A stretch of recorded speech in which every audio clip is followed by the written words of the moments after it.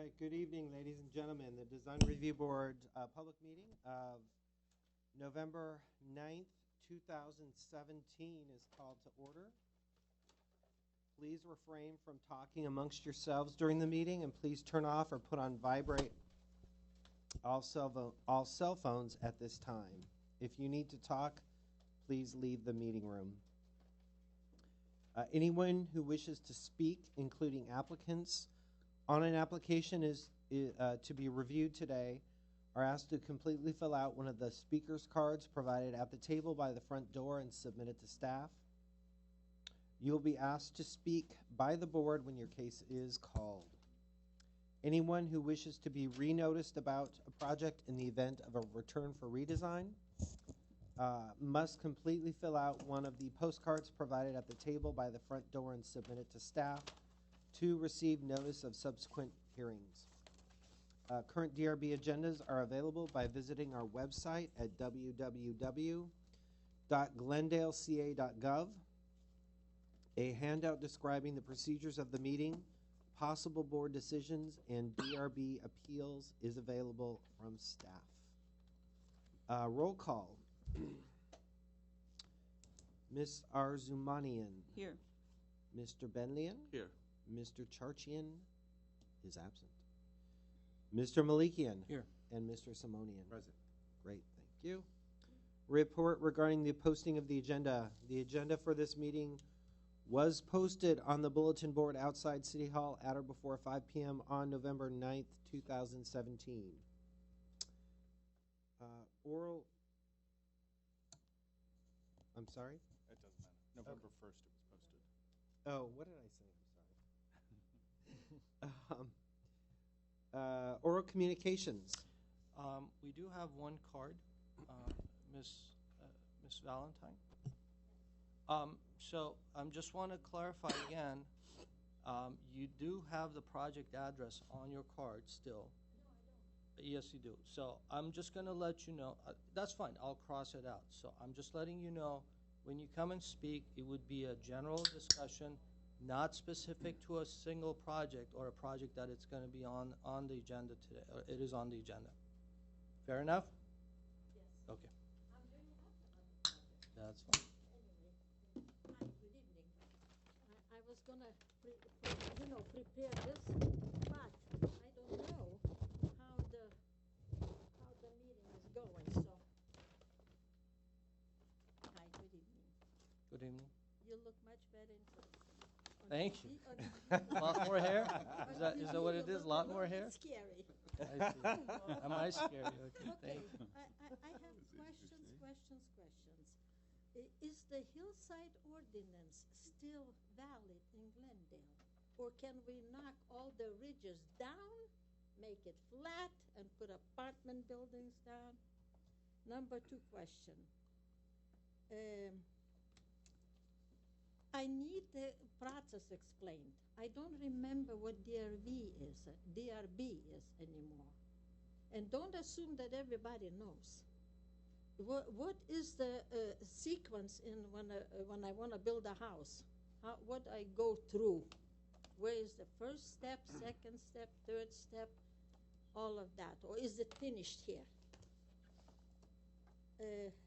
Then I found something so valuable I didn't know I had it until I looked at it. It's from Arroyos and Foothills Conservancy. They have made wildlife corridors, a map of them. Your office needs to pay them money, take this as a valid document, and use it as your guide.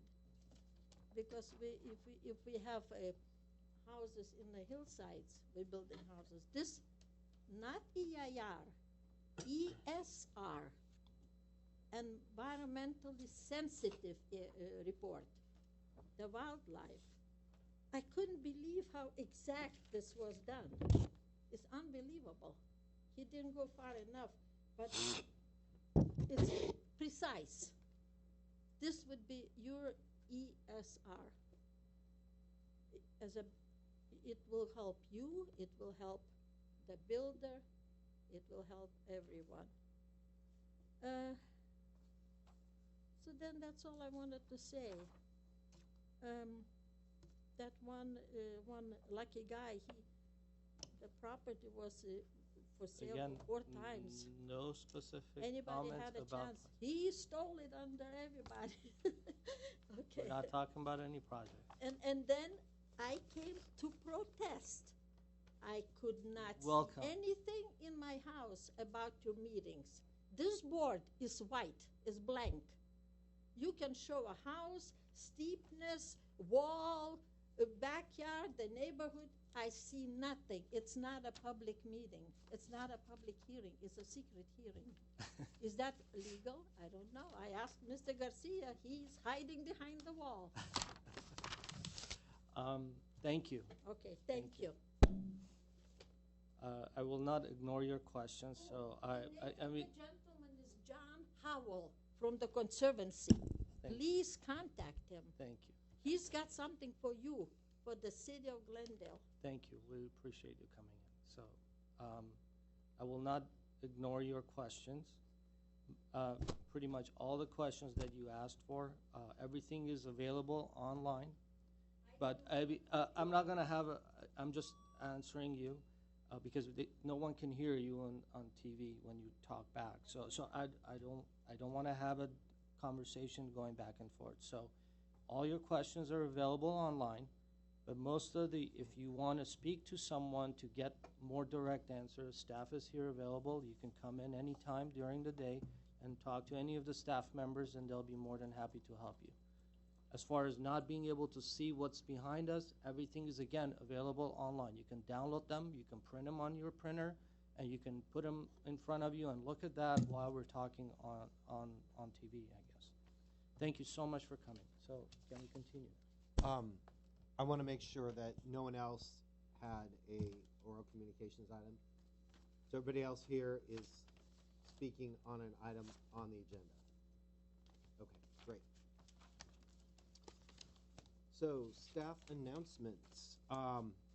Staff is requesting that the first item on your agenda, PDR 1709694 at 910 Laird Drive, be continued to December 14th of 2017. So we'd like to continue it to a date certain. That date is December 14th, at which time it will be presented. That's our request. We will renotice Perfect. the project. I do have one more card from Lou Fabiano. I don't know. Okay. So as I explained to you, we're going to continue this project. So the yellow card that you filled out, we'll hold on to that, and we're going to have a new noticing. Okay? Thank you. No problem. I'll take care. We can't have that's fine. I'll take care of it. Okay, can we have a motion, please? Motion to continue the project to December. December what was the date? 14th. So 14th. December 14th. Is there a second? I second that. All right. A motion was made to continue 910 Laird Drive to December 14th, 2017. This will be a roll call. Mr. Benlian. Yes. Ms. Arzumanian. Yes. Mr. Simonian. Abstain. All right. And Mr. Malikian. Yes. Okay. Moving on to the next project, 2629 Pickens. Okay, good evening and thank you. This is case number PDR 1718151 for the project site located at 2629 Pickens Street. The applicant's proposal is to construct a new 2-story, 1,736 square foot single family residence with an attached 2-car garage on a 4,760 square foot lot located in the R3050 moderate density residential zone.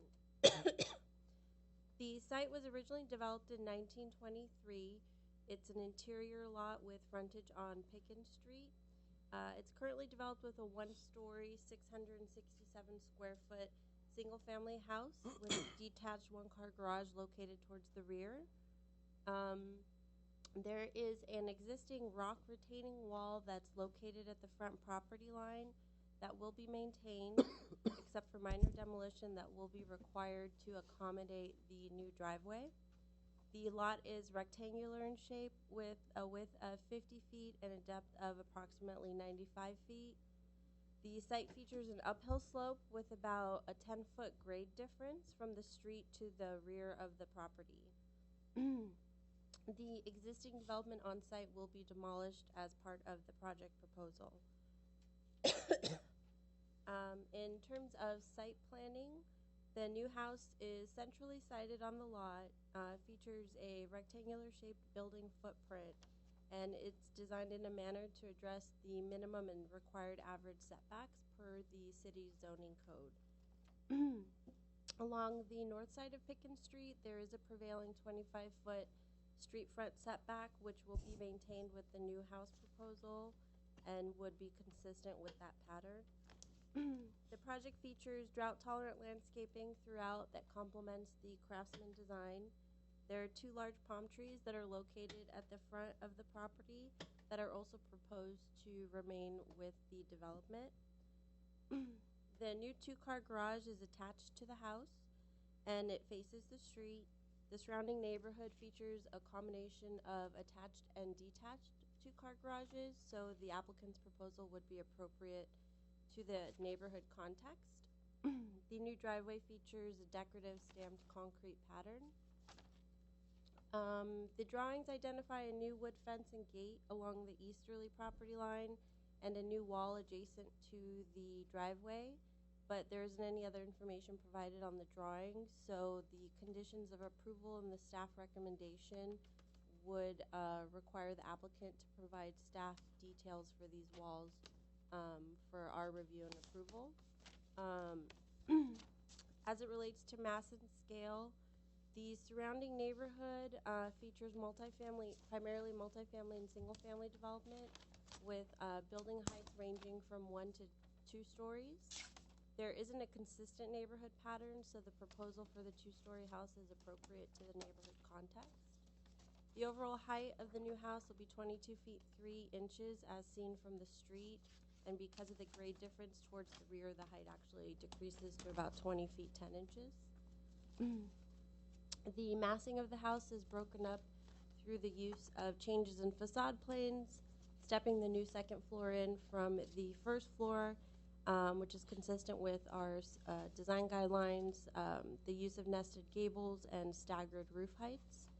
The proposed gable roof forms are compatible with the selected craftsman style, and the use of a 3 and 12 roof pitch is appropriate.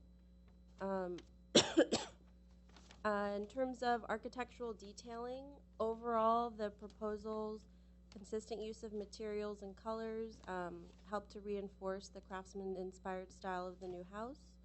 The new covered porch entryway and single entry door is integrated into the overall design and appropriate to the style. The new windows will be fiberglass, nail-in, and will be recessed in the opening with a wood sill and frame. And they are an appropriate combination of fixed and casement windows with external grid detailing.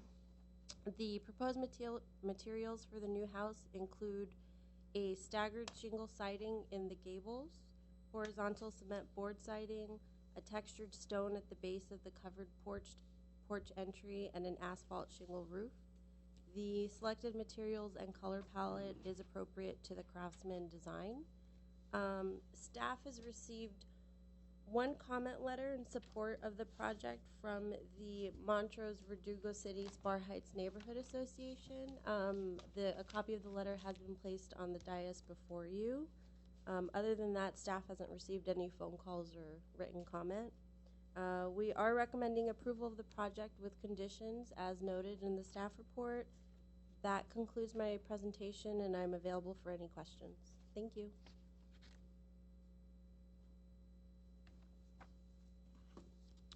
Thank you. Do we have any questions for staff?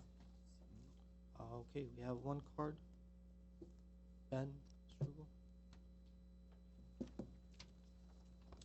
Good evening, Chairman and Board.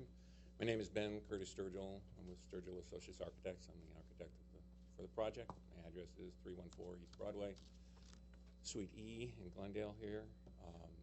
I'm available to answer any of your questions. The staff report was quite comprehensive and accurate.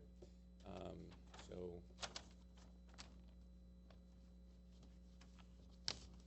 Have any questions? I have one quick question. Sure. The textured stone at the front porch, what is that? I mean, what is the textured stone? There's no material given for that. Thought there was, but it's actually an Eldorado stone that is cut. A lot of the turn of the century craftsman home had a concrete block that had a stone feel to it or look. Didn't want to use split block because that's a little too rough and a little too granular. Wanted something a little bit more smoother. So this would be kind of a simulation of what would possibly would have been used at the turn of the century. You don't think it would be appropriate to use some of the rocks, the river rocks or anything as a base? Like bring that? Personally, have you thought about that? Yeah, I did give that some consideration. We could do that if that would be a condition of approval. I think we could definitely live with that. That was my only question. Thank you. All right, thank you. So the public, I don't have any more cards, so I close this hearing. So would you like to go ahead and start it? I don't have any comments. I'm in favor of the project. Okay, thank you. Ms. Ben? I think I'm in support of the project as well. It's a well-designed craftsman with, the overall, the massing fits the neighborhood. I like the roof forms. They break the volumes and make it look smaller than the size. I like the fact that you've set the second floor away from the first floor to also break that volume. And I think the character fits the neighborhood, and I like the use of the material, the color.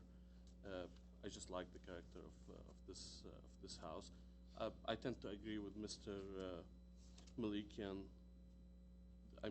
Maybe it's the rendering. This just it looks too straight to kind of like fit the style, but I'll leave that to you. But I'm in support of the project. I think setbacks are good, and it's a modest development in an area. It fits well within the area, so I'm in support. I agree. It's well designed, and the massing is situated in such a way that steps back from the street. The details associated with the craftsman's style have been carried out to a certain extent, which is nice, and they're coordinated.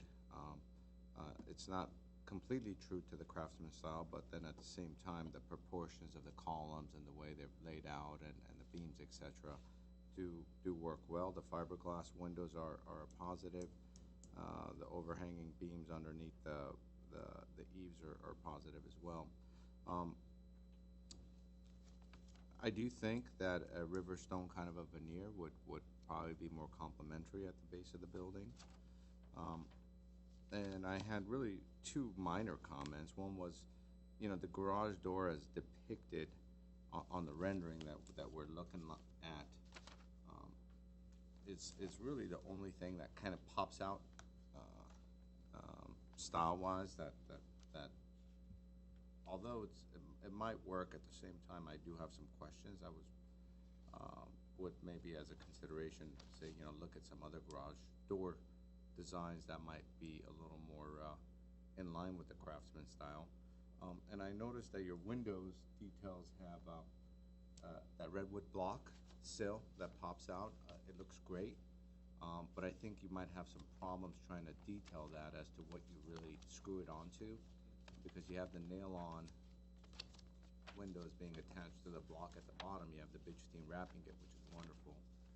But then it's really hard to attach that fin, the sill, the redwood sill. And if you're able to figure it out, I would love to know how you did it. So that would be one thing I'd want you to maybe think about, you know, is how to recess that, because you are running 2x4s. And that's the problem with the siding. As you come up, you don't have that problem with stucco. Those are it. Okay, thank you. I as well, I'm fine with the project. I'm okay with staff's conditions. And I just want to confirm and understand, the second condition staff has put on, that the applicant shall provide a detail for the new wall identify along westerly portion of the, and I want to make sure, that's along westerly, but what about easterly? Where they have a common driveway. So, You're fine with, I mean, I think can you just show me where you're, The right side of the driveway? yeah, the right side of the driveway, there's a common driveway that they're both This- gonna be sharing, right? well, it's one tenant, or it's one unit. Well, no, I'm talking about this driveway that Oh. is there, there's no curb, there's nothing, so it's completely open. Mm-hmm. So there is no separation between here and this driveway, other than these planting here, there's nothing Right, there. pan to the right. Nothing's proposed, Yeah. anything proposed in the first 25 feet, they really can only do 18 inches per the zoning code for the retaining wall. If you also look at the screen, we pulled up it's a shared driveway. Right. Is that, well, it's two driveways that are adjacent to each other. So the way it looks, there is white, actually, I'm gonna open the hearing. Can you come up for a second, please? I'm gonna open this up. I just need to understand, it seems like there's a shared driveway, but your proposal is you're widening your part? Is that what Yes. it is? Or, so then if that's being widened, We're the only- existing palm tree is gonna remain, Yes, and it's gonna go around. It So goes around. how's the property line gonna be, or, the intent is to leave it as existing. We're not gonna change the grades, to make it, do we know what the width of the existing driveway is, on the subject property? no, I do not. And I don't believe the survey indicated that either. No. So if you widen that, so that, then you have, basically it's, you know, I would say maybe it's about 6 feet, so you're gonna,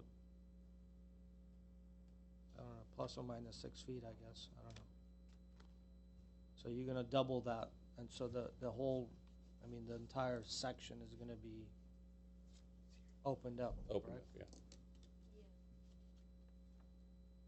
Okay, all right, okay, thank you. It's drawn, sorry, it's drawn as 9 feet wide on here. Okay, so it's gonna, like, another 3 feet or so, okay.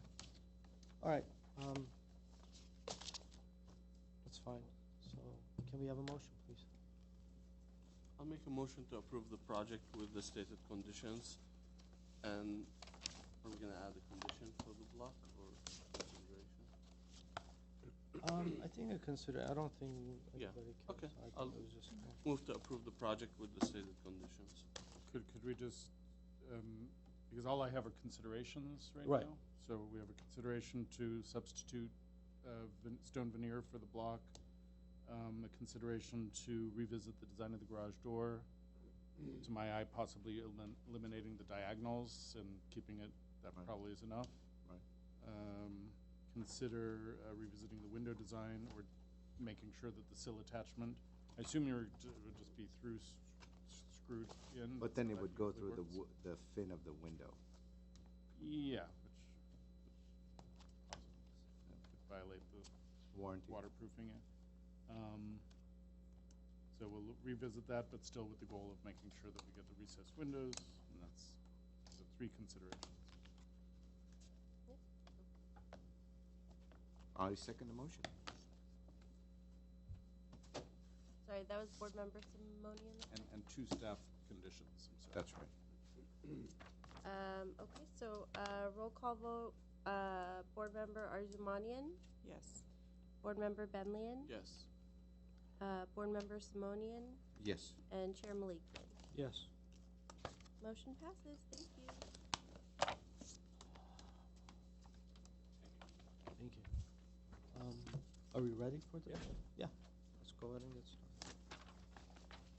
Just give me a couple, about 30 seconds, let me move the board and organize something.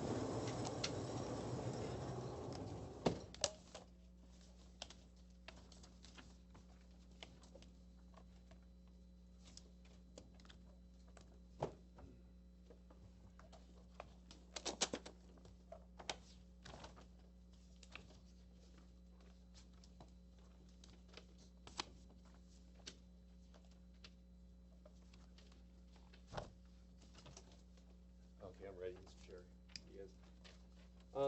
Next case before you is located at 509 to 525 West Elk, which is a proposed 5-story, 119-bed congregate living facility with non-medical. It's approximately a little bit under 90,000 square feet. It will include a single semi-subterranean garage, which will include 51 parking spaces. Just to go over the background of the site, it's part of the small location map, but this is between Pacific and San Fernando. It's adjacent to the existing Brio, which was the ISIS project before, previously known as ISIS, but now it's the Brio. The site is currently vacant.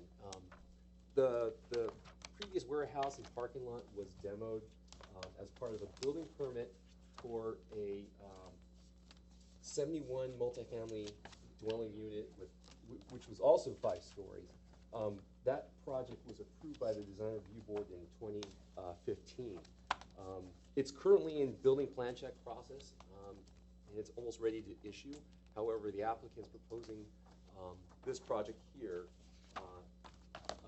as they're interested in buying the property. So as of right now, it's in building plan check, but if approved, I think the new owners would like to move forward with this project. So that's what's currently going on with active permits. With the previous 71-unit multifamily project, which was also, once again, 5 stories, it had an environmental impact report. This project here had an addendum to reassess the project and basically address the project's proposal with this congregate care facility.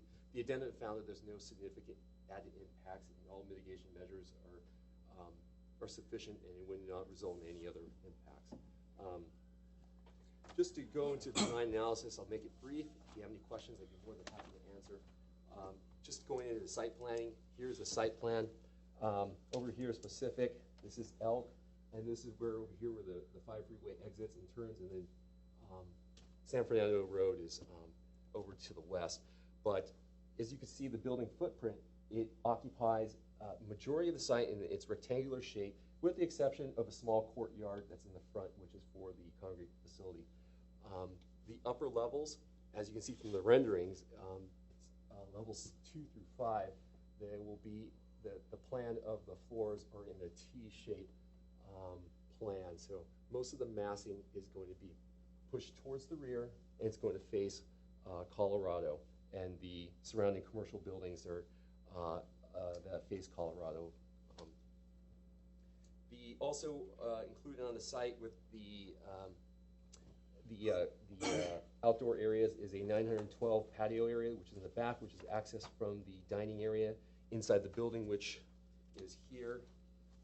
The upper floor areas, if you're interested, which was included in your packet, are also behind here. They replicate and they show each of the bedrooms and how many beds there are. The other courtyard for the living, the assisted living care facility is above the subterranean garage opening and loading bay door, which you can see from the rendering here and the elevation here. That courtyard there is approximately about 4,000 square feet. Just going on to mass and scale, once again, I just want to emphasize that the plan of the upper floor levels are in a T pattern. And once again, most of the massing is away from the existing single-family, multifamily properties south of the subject property. So most of the massing is at the rear, and it's going to be focused towards the commercial properties to the north, which is Colorado, that have access from Colorado, and which provides a transition to the existing properties or the residentials to the south. What is the zoning to the south? Yes, it's R3050. Sorry, I forgot to pin that up. It's right here. I'm sorry, it's R2250. Okay, Yeah. thank you. Just continue on mass and scale. You can see from the roof lines. The roof lines do vary, so it does provide that. It does keep a visual interest. It complements the contemporary design, and it provides that. It provides the breaks and creating visual interest once again in proportions to the structure. Last thing, going into design and detail, at the first level, it has thin bricks cladding with different colors, which is going to be like a cream and a gray. And at the upper floor levels, there's going to be a combination of other quality materials such as fiberboard siding, stucco, composite panels, and they're going to have at the course lines, you can see here as aluminum clad course line, which you can see two of them that wrap in between the second level, and that can kind of continues as it goes along the facade on the north elevation. What material is that? I'm sorry. It's going to be aluminum clad. That's the material board. Yeah, I know they have this really detailed sheet here. It was going to be a metal. It's going to be a aluminum composite panel anodized finish, if I'm correct. Yeah. Staff has one comment about the design and details about the windows. We agree with the storefront windows that are providing at the ground level, which we think they're quality. We think that it complements the design very well. However, on details, they're providing is that the windows up above are going to be a vinyl Z-bar window with a 3.5-inch flange. Staff is just recommending that they do like a nail-on window that kind of can replicate what they're showing on the renderings to have that recessed placement. You know, if somehow they can fur out the material or somehow make the window placement replicate what they're showing here, because we don't feel that the Z-bar windows can replicate what they're showing. It looks like they have some type of depth in here. So we're recommending that they change the window placement there with something that can replicate what they're depicting on the rendering. Just going on, before we go into staff analysis and its recommendation, we have 4 conditions. One, I'm going to reiterate once again that the proposed Z-bar windows at the upper levels shall be replaced with a nail-on sash detail to allow a recessed placement as depicted in the rendering. And then number 2 is that the applicant shall provide plans prior to building plan check, submittals showing lighting detail that are appropriate to the building design and shielded away to avoid spillover onto adjacent properties.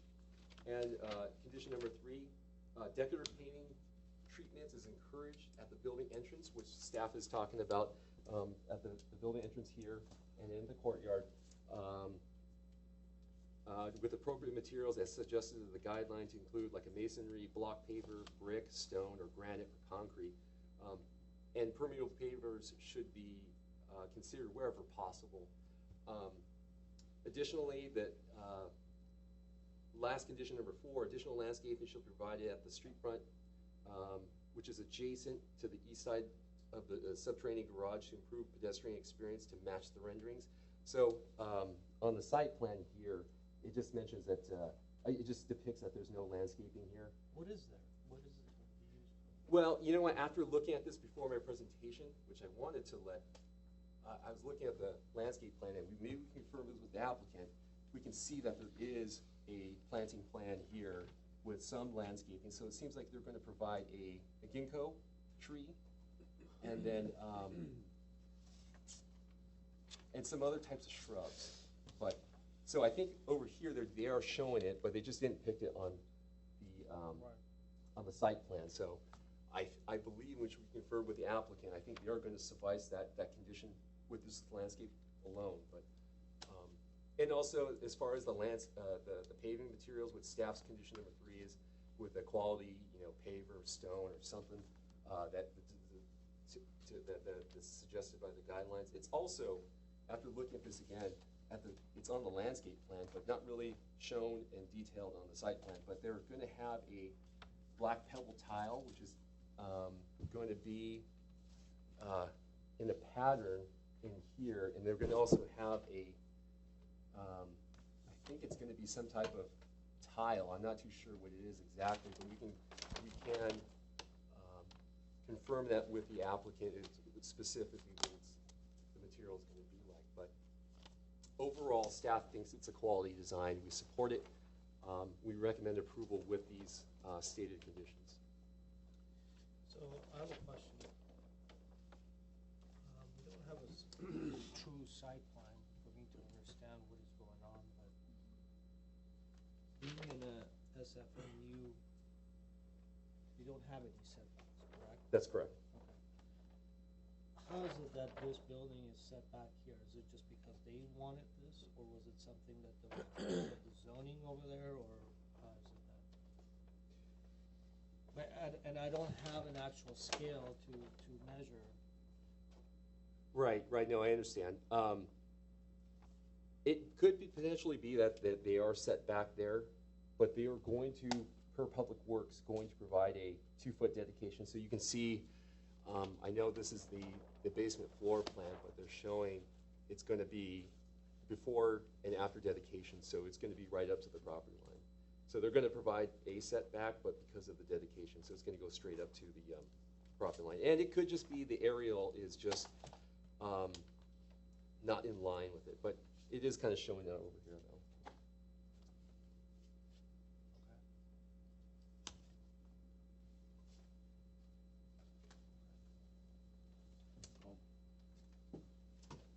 One more question. Sure.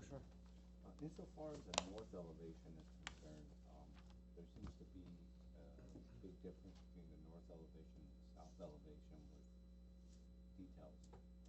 Were those discussions that took place through the planning process? We did look at their elevations, and we felt they did a good job with breaking up the facade and the placement of materials. And they do have a horizontal, looks like that, a field over here, and then they have a vertical stack. So we thought it was very well. We felt that it was appropriate for the style. For sure on the south side, but what about on the north side with kind of the upper? Yeah, I'm glad you brought that up, Mr. Simonian. Actually, this site, this elevation here is a revised one that was actually, you have an old version submitted with yours. Yeah, it looks like there's more undulation. That's correct, and then I'm glad you brought that up because I was going to bring that in my presentation. I inadvertently provided the wrong one, but this is one here. It does have a parapet that is angled, and it does have undulation, and it breaks up that repetitive vertical. You can see it in the old one, which you guys have in front of you right there. It's the north elevation. That's old or new? I know the one on the web was Well, that. last the architect. That is the older one. That's correct. That's the older one? Yeah.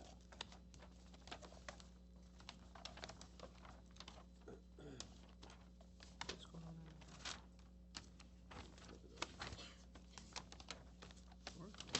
Probably one more, right? Here it is. So you can see the material at the central volume. So there is a break in, I don't want to say it's a monotonous, but the repeating. You can see the vertical stacks and the play of the material. So they changed it with the center volume right here. So you can see that it did break material at this volume here, and then they did provide a different volume here to break up this elevation. Right, which corresponds as a slight projection in that section.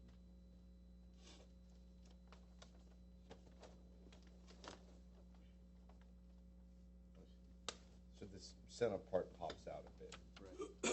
And then, then there's a covered patio at the first level below that, so kind of a rational basis would change there.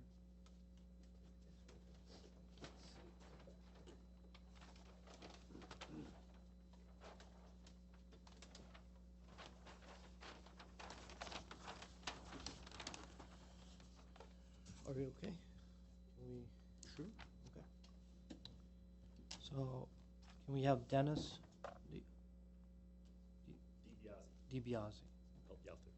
Yeah, my name's Dennis DiBiase. I'm the architect. I'm with VTBS Architects in Santa Monica, 1738 Berkeley Street in Santa Monica.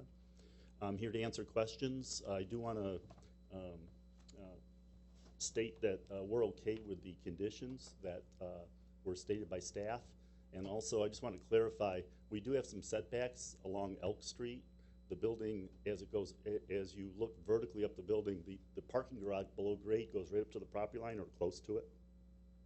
But the first floor is pulled back, and then the second floor and the second floor courtyard area is pulled back even further, and then the part that sticks out from the second floor to the fifth floor in the middle of the building comes back out to the street. It creates an arcade, and it allows raised planters at the street level.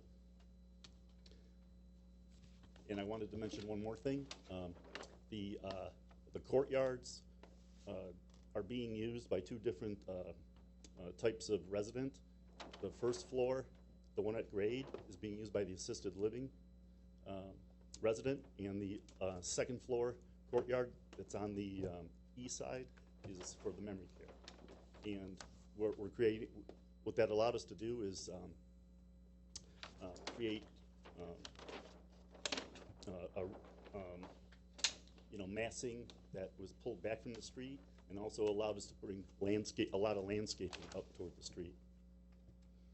We also are, we put the building in a T shape as opposed to a U shape or a big box because we're responding to the multifamily housing project that's next door, and we didn't want to bring our building right up against their building out of respect for them and out of better quality for our building as well. So if you have any questions, I do, but Roger, can you go down this? Down the street? Yeah.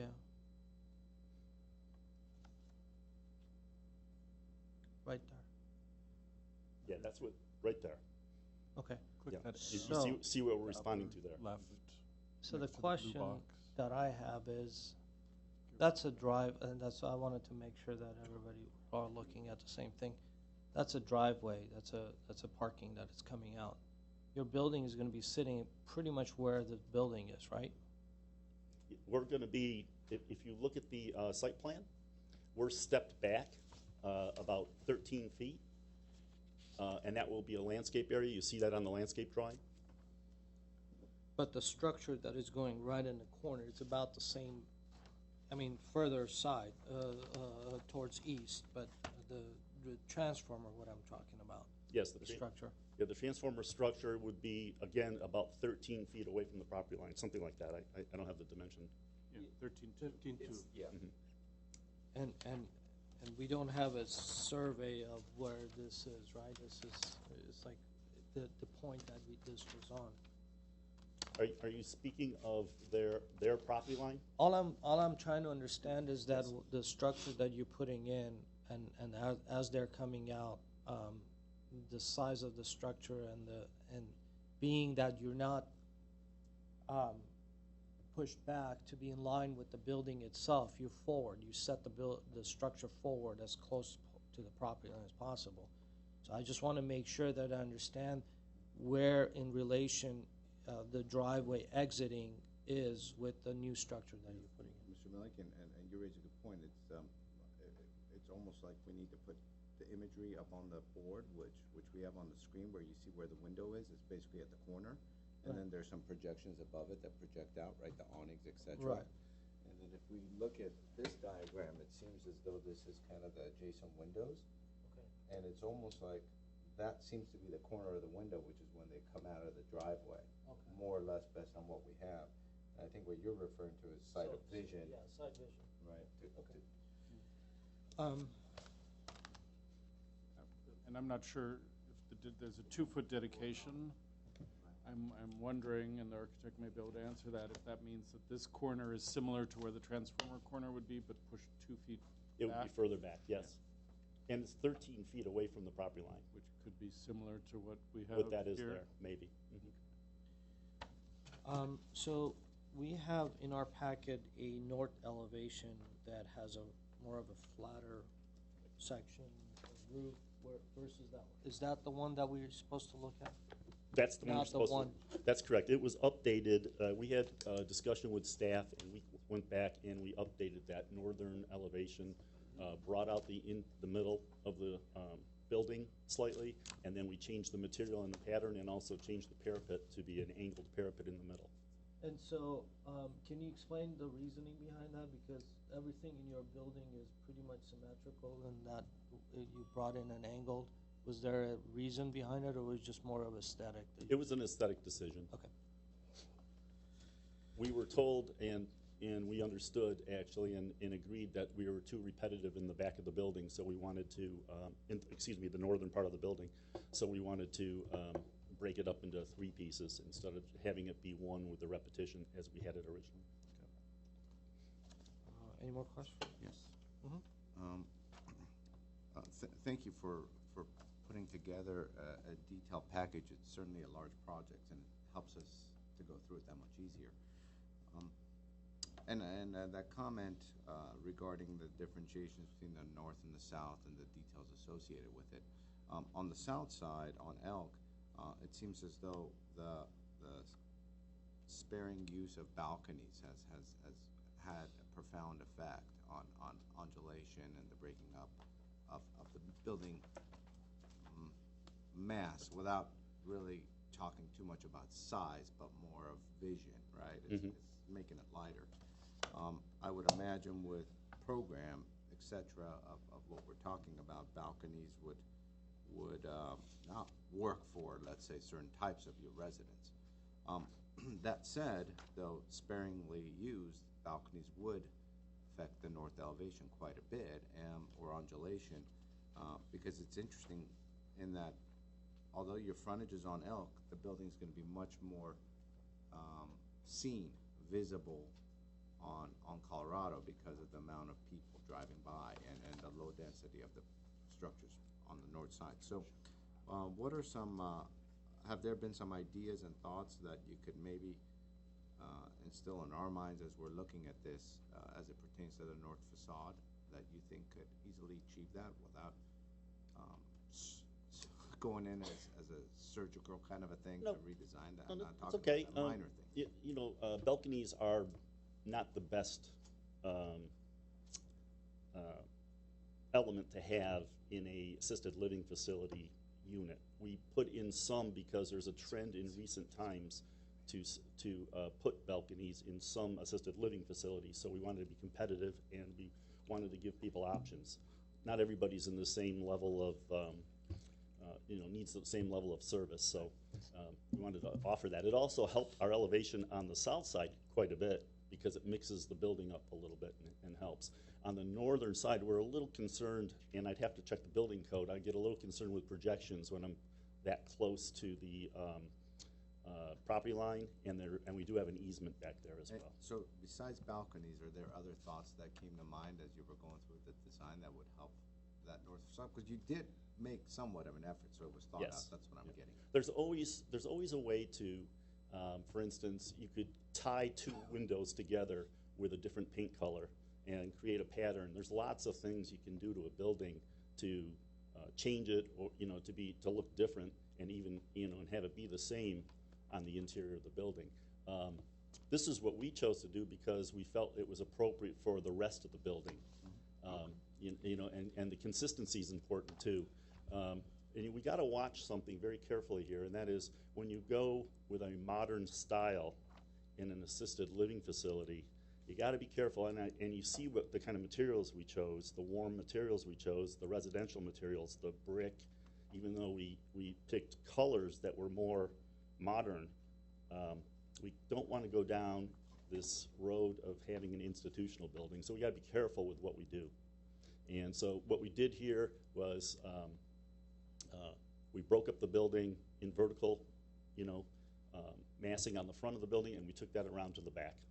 And part of that has to do with the balconies and the window patterns themselves. And the units are pretty repetitive on the third, fourth, and fifth floor.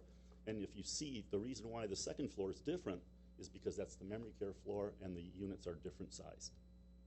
And we wanted to express the functions that were going on within the building on the exterior. I have a question for staff.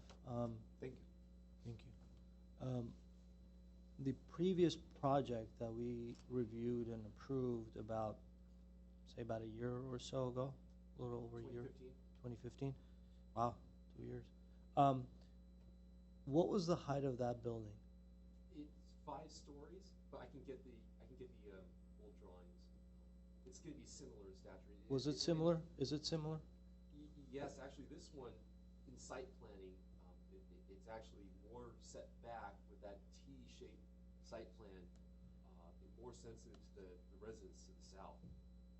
It's going to be in similar height, but I can get the exact. So height. the reason that I'm asking is that, and I remember very vividly, that in their environment report, they had done a sun study, a shadow study, that they were studying for any shadows that are cast against the existing, residential, I don't know, what is the name of the new, it's not ISIS anymore, is it? Brio? Brio? Brio? Yes. Okay. This project, being that it's right up and it seems like it's about 5 feet away from the property, and I don't think the other one was 5 feet away. I think we had a little bit more setback. Have we looked into the shadow that it's going to cast against the building itself and see what the impact is in relation to the previous one that we approved? I could double check onto the addendum and then Okay. take a look at that once again. That'll be great. Yeah. Have you done a study, sun study in shadow? We didn't do a sun study, but when we were looking at the site planning, if you can see the courtyard that's on the ground is actually facing toward the multifamily structure, and to the north, the multifamily building is set back, and I don't have the dimensions handy, but it's set back away from our building. So, considering that we're trying to use the site, we've tried to minimize its impact on the. And we were consciously, respecting the neighbors. Right. The setback, I don't think it makes that big of a difference in the shadows. It is on the north side, so the building mass is going to cast a shadow no matter how far you bring the building back, and also on the west side. So that's why I wanted to make sure, because you have quite a bit of windows and openings and doors. I mean, living spaces there, and this building is going to go up just as high as the existing building. Okay, do we have any more questions? All right, thank you so much. Thank you. Rubik Ovanesian.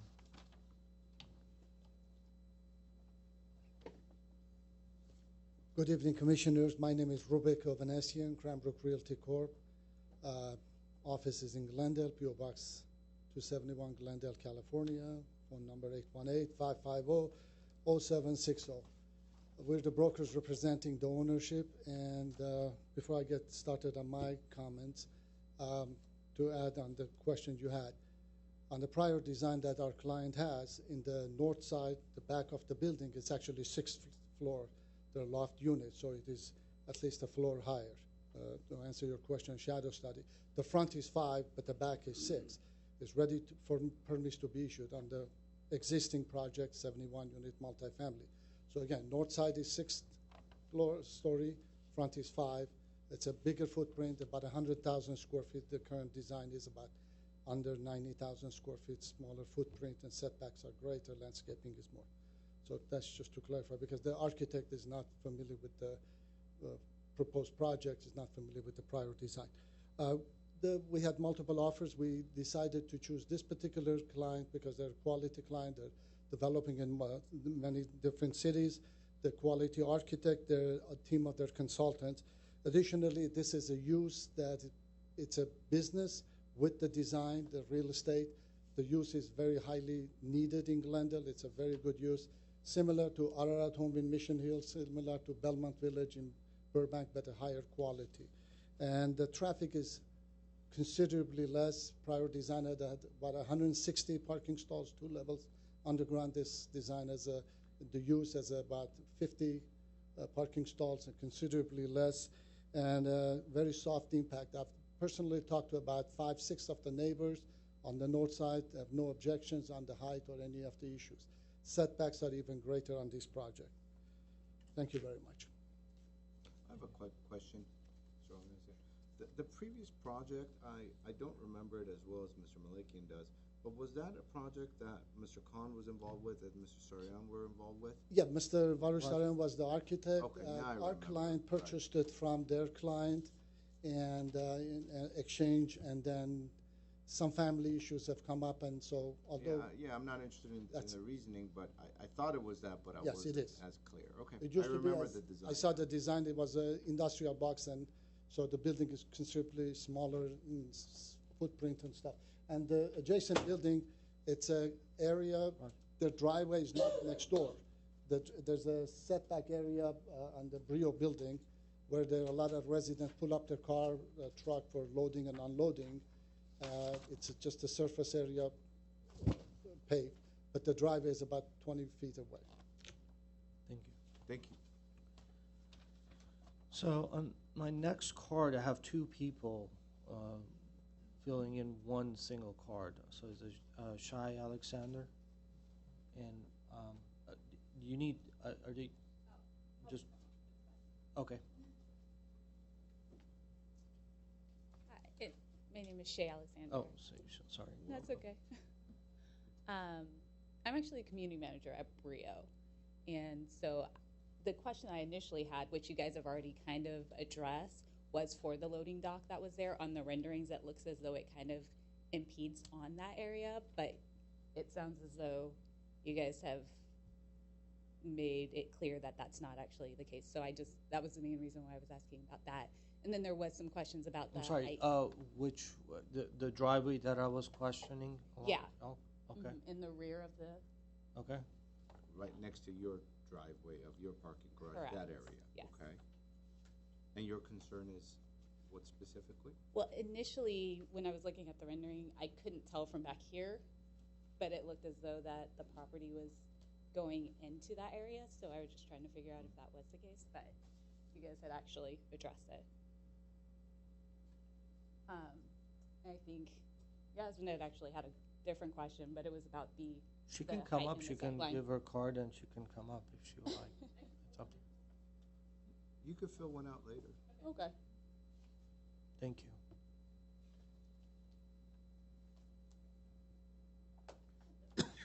You state your name. My name is Yasmin Mertens. I was wondering about the mass that they were referring to in the back. At what point will that start, and how similar will it be to our building in relation to when it starts? How similar? Let me Right, say so similar. when you look at the loading dock, you see that there's that empty space for the dock? If you, yeah. Yeah, I don't have the dimension, but If you bring it up to the aerial view, you'll probably have a better, Maybe reference the lower site plan. actually, if you hold down the shift and you just kind of swirl around it.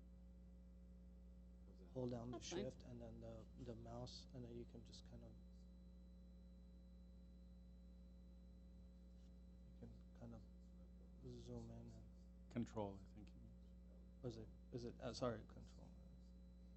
No, sorry.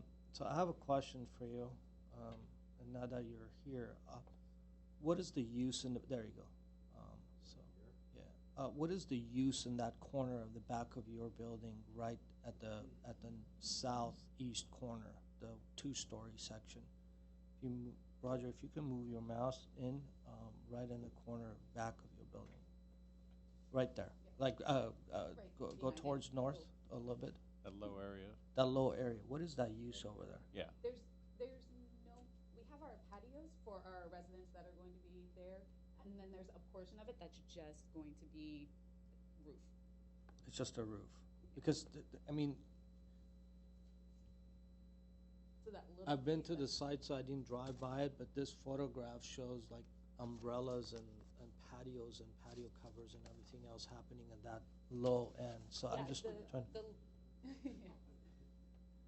right is there. The little crevice is Right. our patios. So you will see the residents' umbrellas and things. Yeah. Okay. We're private for those apartments. Are they private patios or communal patios? They're private. And that's behind that flat roof area? Okay. So what I was specifically referring to when they were mentioning the T shape, if you notice the loading dock area, how it's that empty space, and then the mass of our building in the back faces north on Colorado, where is theirs going to start? Well, and it's stepped back. So right at the corner of where the building is right now, the low building, there's going to be a lower structure there, a transformer. But the building, their building starts right about where the Our building does this. It goes from here and then comes out away from everything. the same height as your building. And comes across like this and then comes back. So this is a courtyard on grade. It's got, I forget what the height of the fence was, maybe 6 or 8 feet. And we have a transformer just in the corner, hidden behind doors. And it's 13 feet away from our property line. And that's just one story, if you want to call it that. It's a courtyard. And it has landscaping and everything. So not all of our residents' views will be impeded by construction. Just the corner. We Okay. planned for this, yeah. Okay. We didn't want to put our building up against your balconies. We didn't want our building looking, real close. We Okay. appreciate it. Yeah, and if you're gonna, you guys can talk and ask questions, but I think that clarifies that. So, okay, I think that's all we have. all right, thank you. Thank you. Mr. Chair, Yes, would you like yes, please. an update in regards to the shade study that was conducted for the EIR? So, just to give some context of the previous project of the 71 unit project was the height was going to be 75 feet tall. What they're proposing as far as this congregate living facility will be about 7 feet shorter. And the interior setback, the one we're talking about that's affecting the Brio, had a 10-foot setback from the interior property line next to the Brio. But moving forward, what the shades... And what do we have here? 5. 5 feet for the rear, and then for the courtyard and the transformers. That's a different story. That's correct.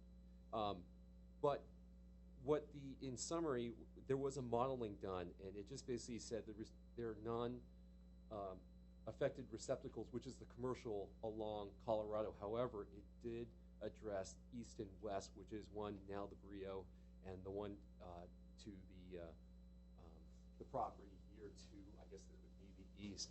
So what it says is the modeling demonstrated that any shadows cast on the portions of the adjacent sensitive properties by the which are immediately to the east and the west during the primary of the summer and winter daytime periods, it would not extend beyond a 2-hour standard. And then what the addendum addresses, the overall height of the revised project, which is this congregate care facility, is going to be 7 feet shorter. So it's not going to, if anything, the shadow would be minimally less than, because it's a smaller height. But it wouldn't incur additional impacts of what was previously approved before. So that's what it concluded as far as the addendum.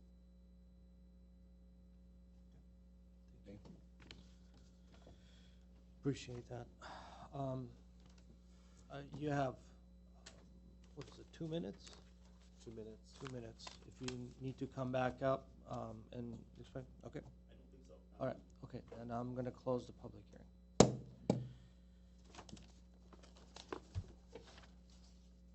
Ms. Benyon?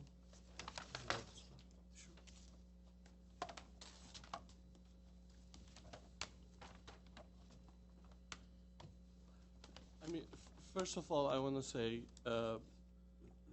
that we really need projects like this in Glendale. Lately, we've been seeing some projects that have the affordable aspect to them, but we haven't been seeing much of senior living. And I think that area, there are a lot of people that live here that need these kind of facilities. So I appreciate the developers' initiative to do such a project. That's one note. In terms of design, I think it's a very well designed building. It steps back. The volumes are they break up the volumes. It's sensitive to the surrounding areas. I appreciate the architect looking and taking in consideration stepping away from the adjacent building.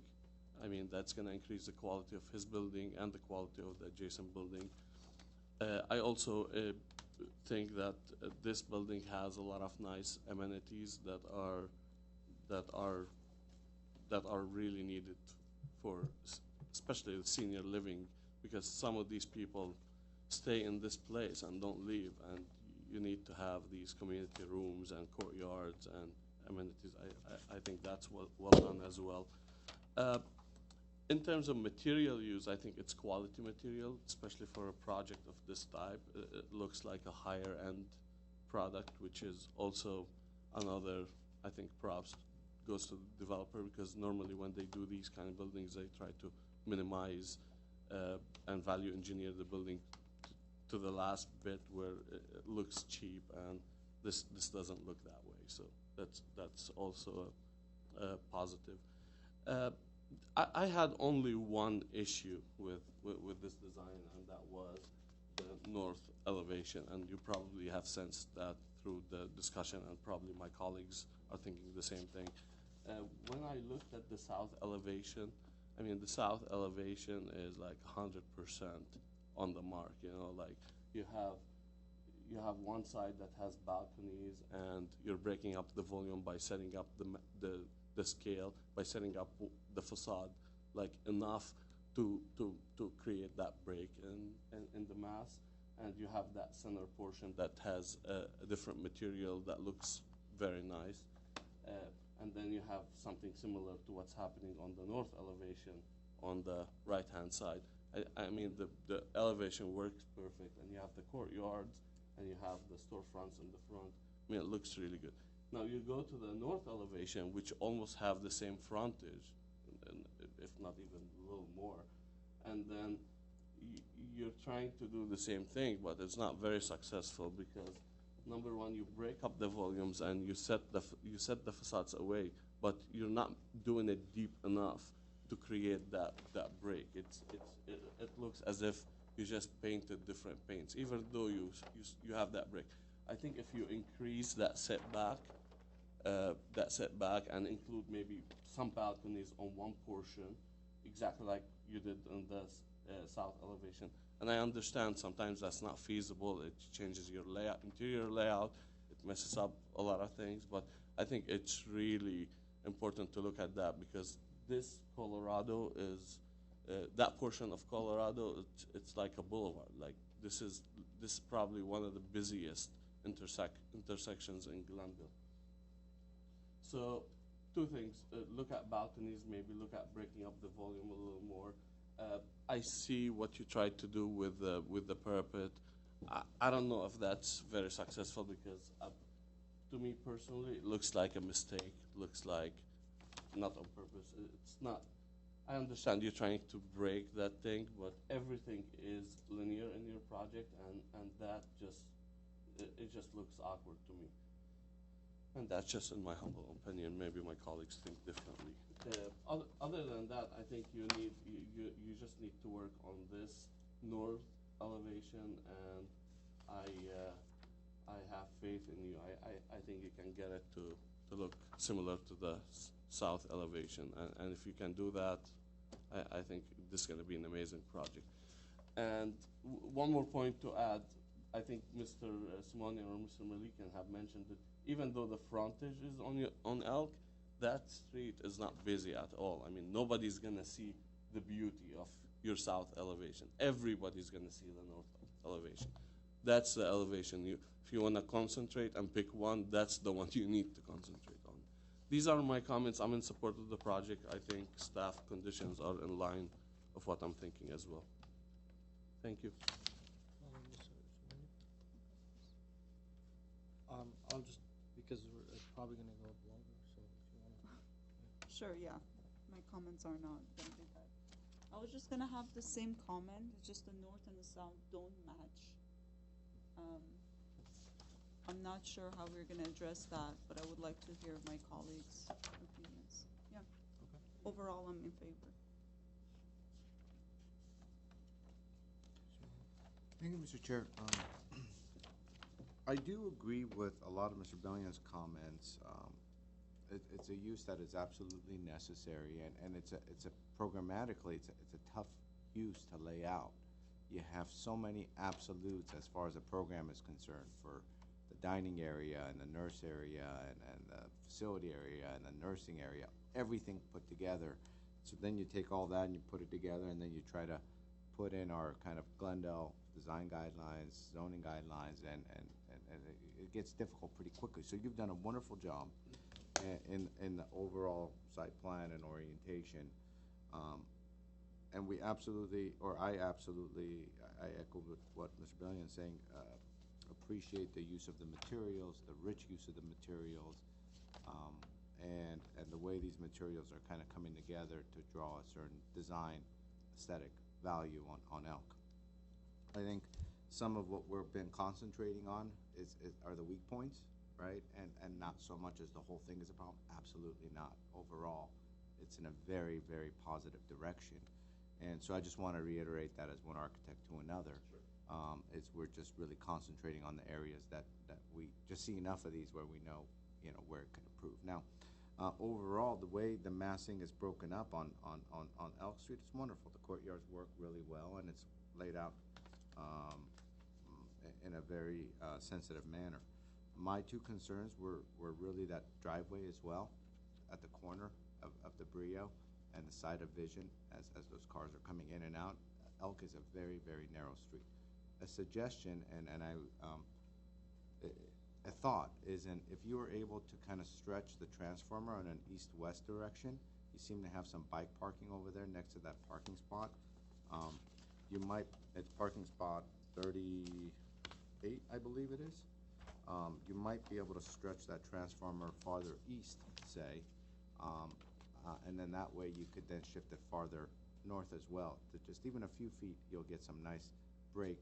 I have no problem with it. Yeah, so that's something that I think consider that would really help the side of vision, because we want to kind of make sure that the apartment next door that's going to be exiting from there won't be causing problems, etc.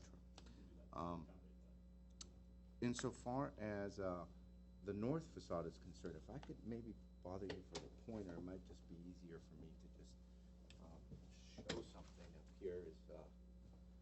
In general, when I think we're looking at this facade and this corner over here, it's very successful, even though there's not a ton of undulation and a ton of breaks in this end of the building, but kind of the way you've done the skin of the building and the way you've inset the windows and the way this horizontal band is integrated with the different use of materials of the skin of the building here works really well. Maybe a way, and I'm just kind of cutting right to the chase of, you have this area that pops out. Well, what if this whole portion, instead of it being stucco like the rest of it, kind of takes on this kind of a flavor? And so that way we're not really messing with the setbacks or changing the building or doing anything substantial, but now all of a sudden you have this differentiation of material, and you could then keep your verticality of the windows very much as you did here. This kind of portion in here could also turn into a different building material as well, much like you've done here. So that would then really start to break up this thing, and then you could then integrate maybe not so much balconies as I was trying to lead you to that thought, but even window awnings or whatever it is, some sort of a vertical element that pops out that would then, complete that picture. As the board members are indicating, that north facade is gonna be heavily traveled. So I think those are some conditions that I sense are super easy to impose. They're not gonna affect the setback of the building, they're not gonna affect the mass of the building, they're not gonna set you back in any which way, and could be done very easily, and I'm just prescribing something that's saying, it's a thought. Those are good suggestions. We can't have a cross communication, I'm sorry. I'm sorry. And so, overall, I support the project, and I really like the use of the kind of materials and the details that you've suggested, with all the way from the windows to the vents to the louvres, etc., that you've done is very successful. So those are my thoughts. Thank you very much. Thank you. So,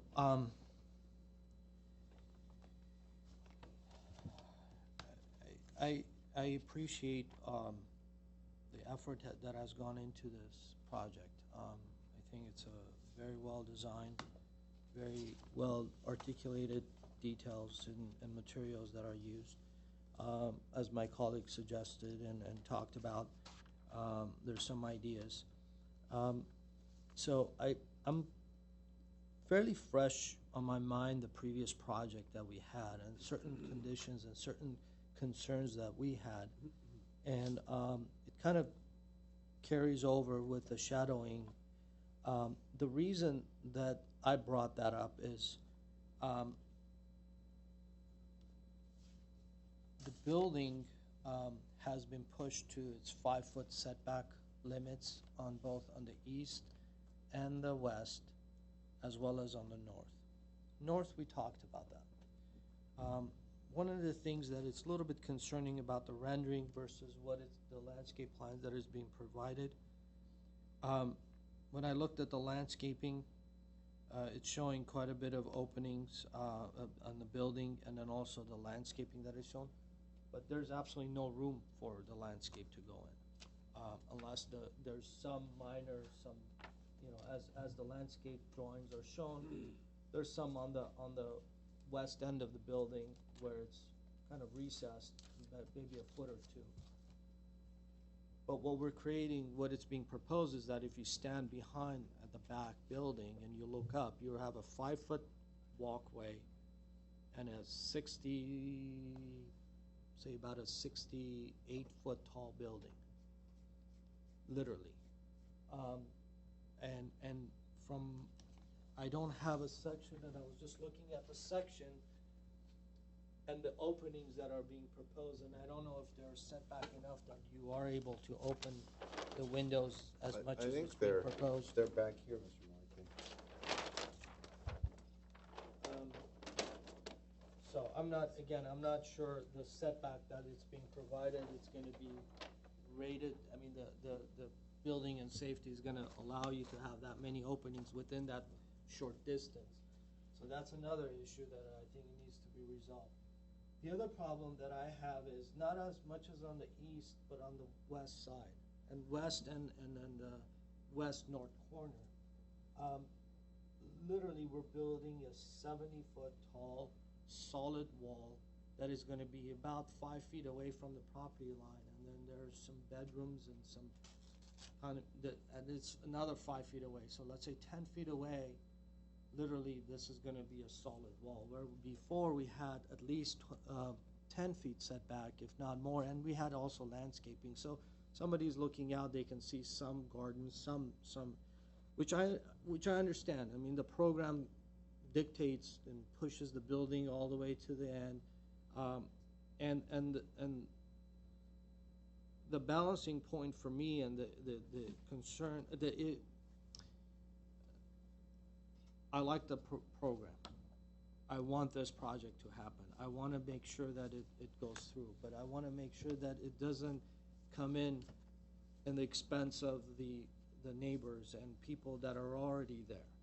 So I think if there's a way that we can create some additional setback on the, at least on the west side and possibly in the north west corner, to allow a little bit more airspace and less of a mass that it's kind of protruding into their living spaces, because it's a solid wall. So I'm not sure if that is going to be even possible or not. I don't have a problem with the number of units. I don't have a problem of the front. Absolutely great design, and I think the function, the programs, and everything that it's in place, I think it works really well. Also think that there may be some way that you can actually reduce the mass of the driveway side, where the ramp is taking down, that solid two-story, almost a two-story mass of a solid The area, gray brick which is center top. here. So I don't know if it's possible to even cut some openings within this to bring some air, some ventilation, something here that it reduces the mass, if possible. This and this, it's on the commercial side, so I'm not that concerned about there's enough breakage and there's going to be a, you know, as you drive up. So the biggest impact that I think your project's going to have is the existing Brio's project, that it's on their southeast corner, the L shape. So I think if that is resolved, also as Mr. Bellion suggested about the back area, whereas there's absolutely no landscape room, there needs to be a walkway. I don't know, again, how are you going to have your openings along there, this many openings above, and somehow if we can soften at least the first or second row of second floor of people that actually they see, because after that it doesn't matter how large of a tree you plant, it's not going to do any good. And it's on the north side anyway. North side. Yeah. So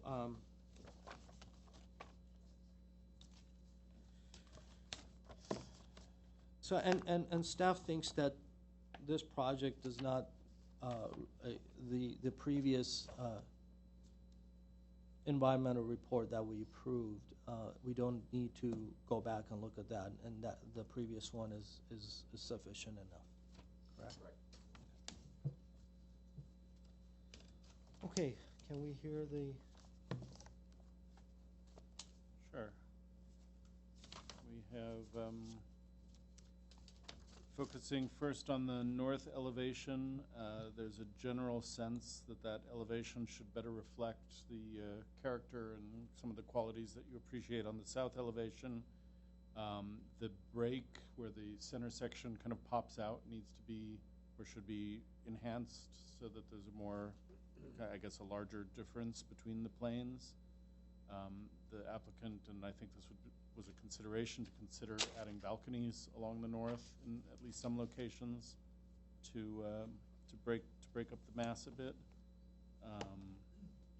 Going to the concern about the driveway adjacent to Brio, a condition to change the orientation or shape shape of the transformer room to enhance lines of sight for the drivers using the Brio driveway. Going back to the north facade, a few more refinements. Basically, an overall redesign of the pop-out section to more closely resemble the central section of the Elk Street facade. A possible change of materials in the vertical bays to add a little more visual interest and texture.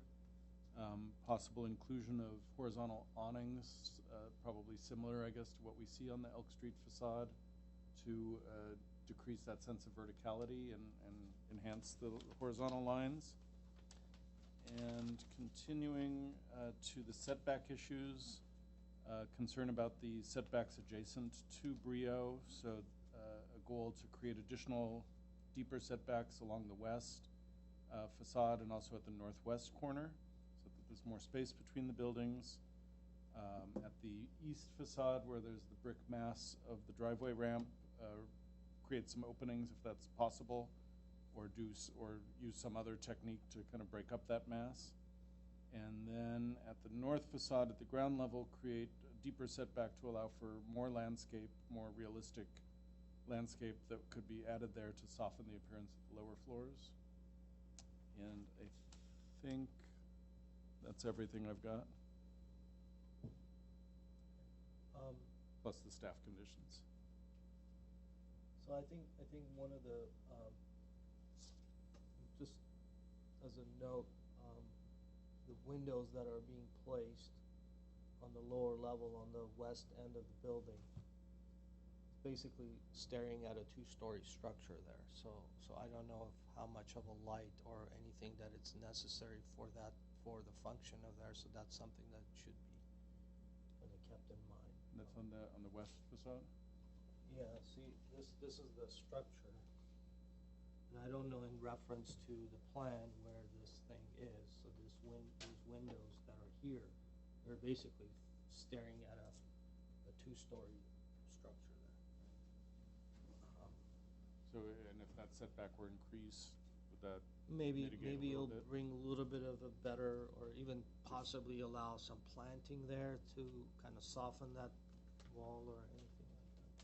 Because right now the landscape plan is showing complete planting along the face, right at that edge, but then they have these windows and everything, so I don't know if that's even gonna be possible to even plant anything. That thing is about a 2 foot wide, and it's on a roof, on a deck, so I don't even know if they can even plant anything. It'd just be more succulent. There's a deck at the north facade? See, they have this little sliver of planter here, so they can't even, I mean, it's just gonna be succulent, so. So, I don't know.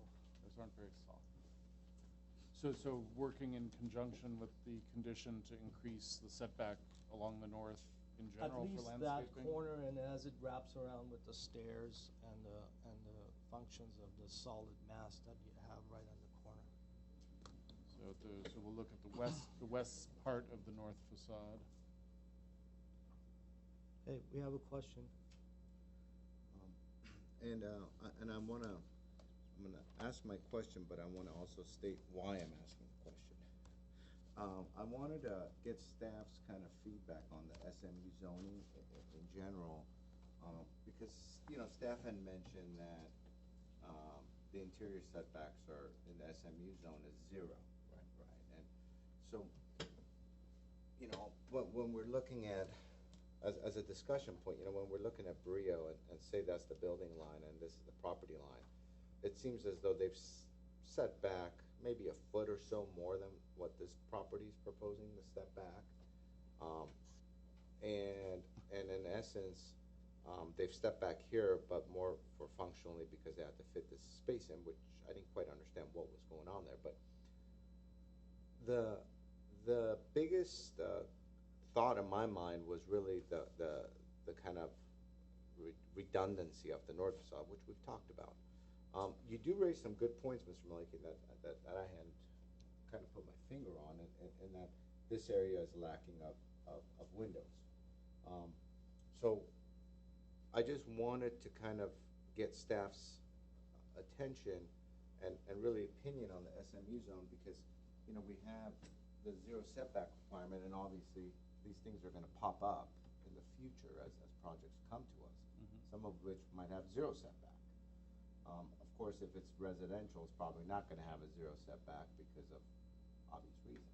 So what's staff take on that? I'm sure this has been something that's been discussed somewhat. We haven't had that many projects, so I'm not sure that we have an opinion formulated. I think you have the ability, since this is a residential project, to think about the livable use of this project and how the project is or is not viable based on those setbacks. So obviously we couldn't have a 0 setback. You're finding that the 5 foot setback is raising some issues between these 2 adjacent buildings. Well, the 0 setback or 5-foot setback or additional setback, I think it raises issue because it's facing another residential Mhm. structure. So, but on the east side, we have I don't know what's gonna come up. So we'll deal with it when that comes up. But right now, there's nothing there, it's open. So I don't really see a reason for it. I mean, I don't care, even if it was 0 setback, but they need the walkway around. So the way that they've designed it, I think it's done well. I don't really necessarily see any openings needed because of the way that it's the solid mass volume speaks on its own. It has its own caliber of design and element and elegance, and I think there's enough breakup.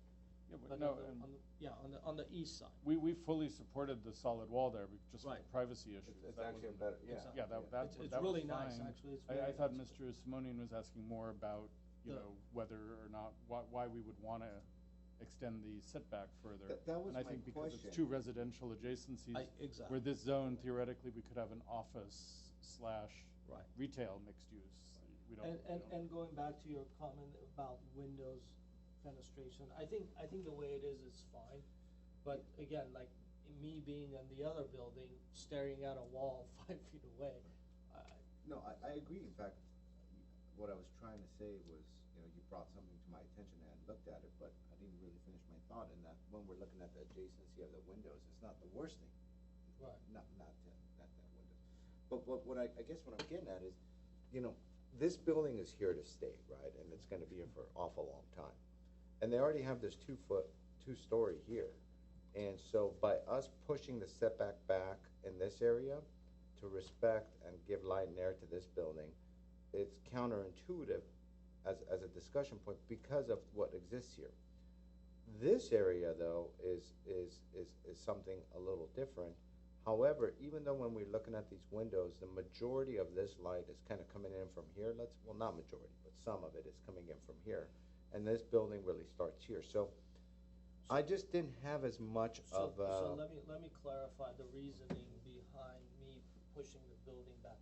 The only reason that I suggested to increase the setback is because just the feel of walking in a 5-foot wide section and going and looking up on a 70-foot tall wall and just creating that tunnel. It wasn't because of the distance. It wasn't, my concern wasn't the building itself. My concern is to create a little bit better experience on the ground. But here, it's a different story. Here, I agree.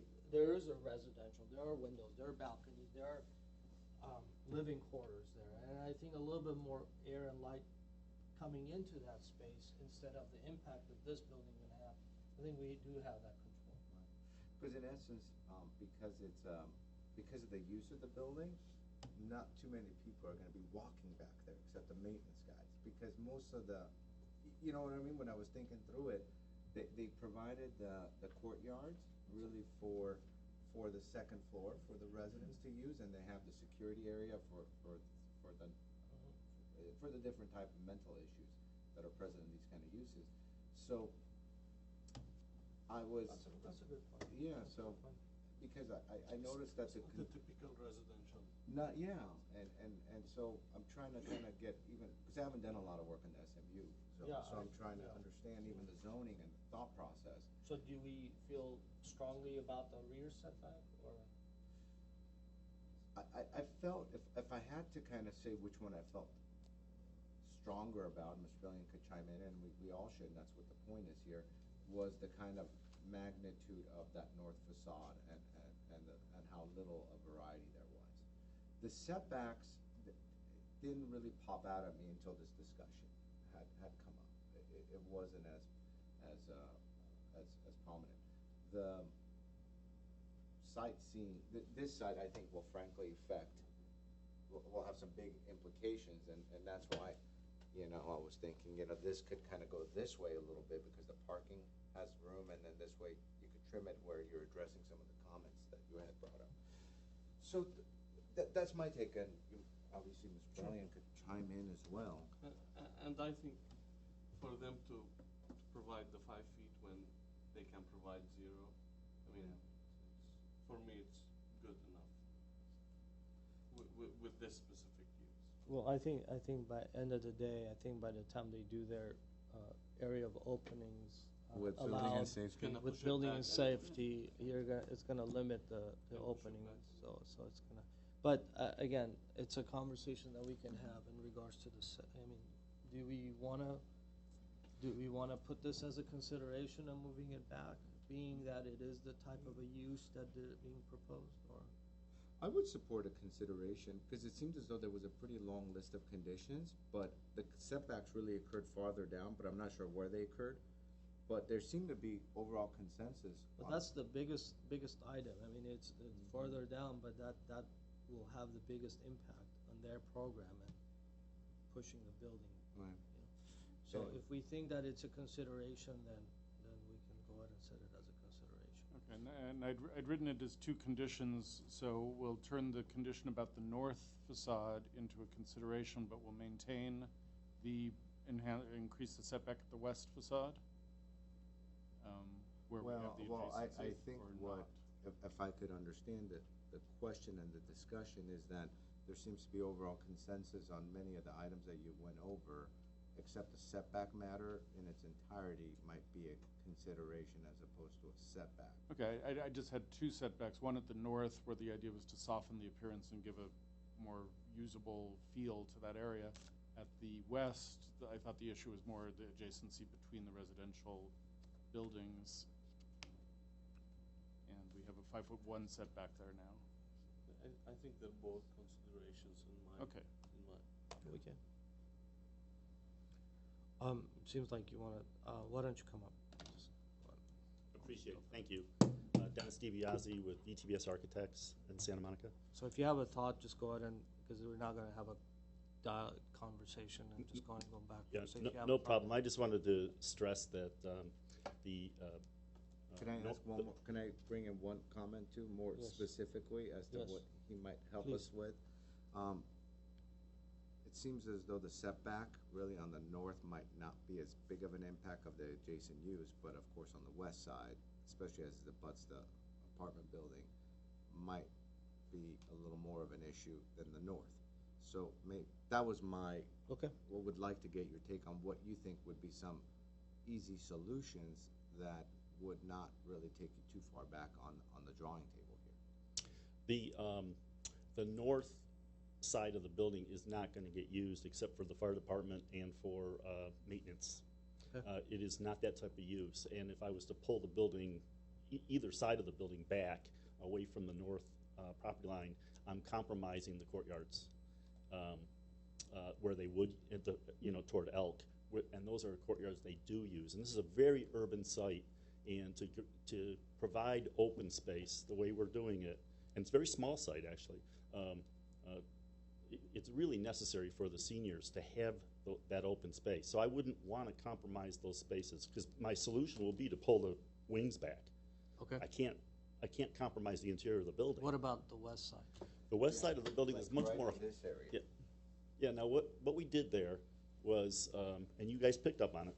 We had we brought part of the building up toward the apartment, but we also opened up the rest of it. The previous project was 10 feet away, but it was filling up the whole west property line. Although it was 5 feet's not going to make much of a difference when it comes to units all facing out toward the other apartment building. We're not doing that. We've minimized our windows facing out toward that building, and we've pulled the facade where there are windows 60 feet away. So really, the solution here was a better solution than the previous project that you guys approved, and that's where I am with it. As far as moving it back 5 more feet, that's tough because those units, they're very minimal, and they make them minimal so they're affordable, because there's a lot of services in these buildings. That's where the money is for the rents. Okay, so the units themselves are small, because what we would have to do is we would have to take 6 inches out of every single unit to be able to make that work. And that's a heck of a compromise on when you look at the interior of these buildings and what they're really, how they're really living. Thank you. Thank you. Well, You guys need to make a motion, so. okay, Mr. Platt, Yes. do you mind if we go through the conditions one more No, time? please Because do. I Please lost do. as to It's gonna where be that your- line It's gonna was, be your yeah. condition, so please do. Okay, we'll focus on the north facade, just the aesthetics. In general, the north facade should be redesigned to more closely resemble the design quality of the south facade. Possible solutions would be to increase the depth of the break at the central section from the flanking portions of the facade, to look into whether it's possible to add balconies at some locations similar to the south facade. We have page So let's say that's condition one. Yeah, and then condition one also ties in to, we continue, it's kind of, I'm breaking it down by how I heard them. To also consider change within that condition, changing materials within the vertical bays to add more interest, creating, using awnings or another device to create a horizontal line that would Instead of balcony. relieve the verticality. Yeah, instead of balconies. Okay. Yeah, I have a feeling balconies won't work, but I agree with you. and then, so that's everything for the north facade redesign. And then we have possible consideration or condition to increase the setback at the west facade to pull it away from the adjacent building. So let's move that, let's put that on the maybe category. I've got that as a consideration right now. Okay.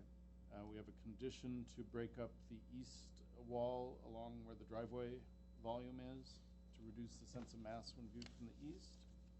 And then another consideration regarding the north facade and the depth of the setback, although from what we just heard, I'm not sure that we would still go there. Yeah, so the north facade, let's say, is again something that isn't a primary condition at the moment. But on the east, the condition before that, Yeah. and I think what Mr. Malakian was bringing up was the east, West. west, but you just said east on the one I'm sorry, before. there are two, I should have grouped You- them. you- remember you were talking about- Setbacks, we He have talked the about the east. east side of the driveway, That's the right. solid wall. And you were saying possibly putting in ventilation there, but he just said articulation, so that's pretty different. No, I said, I didn't say articulation. I have break up the east wall to reduce its sense of mass. That could be through ventilation openings, through other openings, through. Because it And could be then- just a simple ventilation opening. Sure, yeah.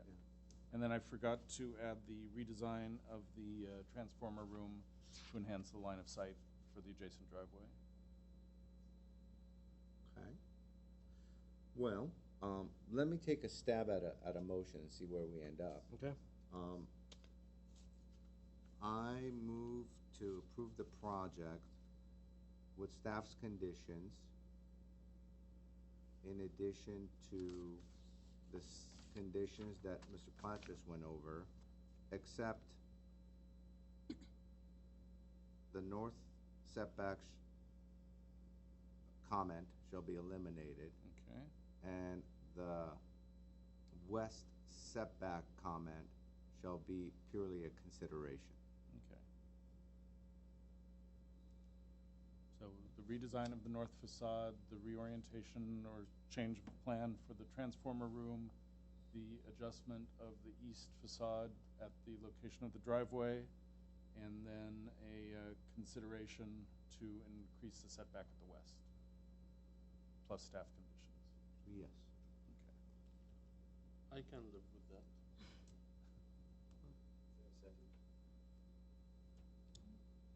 Is that a second? No motion has been made. No, he made the I motion. made the Okay. motion, yes. Second. Okay, this will be roll call. Board member Arzamanian, Yes. board member Benlian, Yes. board member Mr. Simonian, Yes. and Mr. Chair Malakian. Yes. So we have approval of 4-0 with the conditions, staff conditions, added conditions, and considerations. Yes. Mr. Chair, I must excuse myself for the rest of the evening. So with that, I believe we have three Yes. for a quorum. Thank you very much. Thank you for coming in and joining us. Pleasure. Let's see. Did we get the boys home?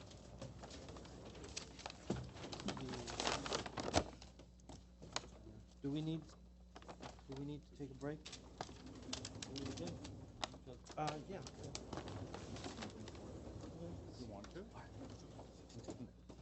Oh, welcome. Not that much.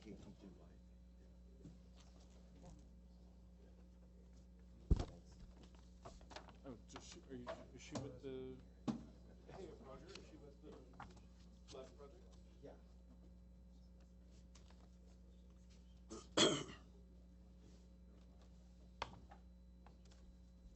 What is this, Roger? It's photos and then the color material board. You have some of that stuff? Thank you. Thank you. I just put the plans on the board, so. Right.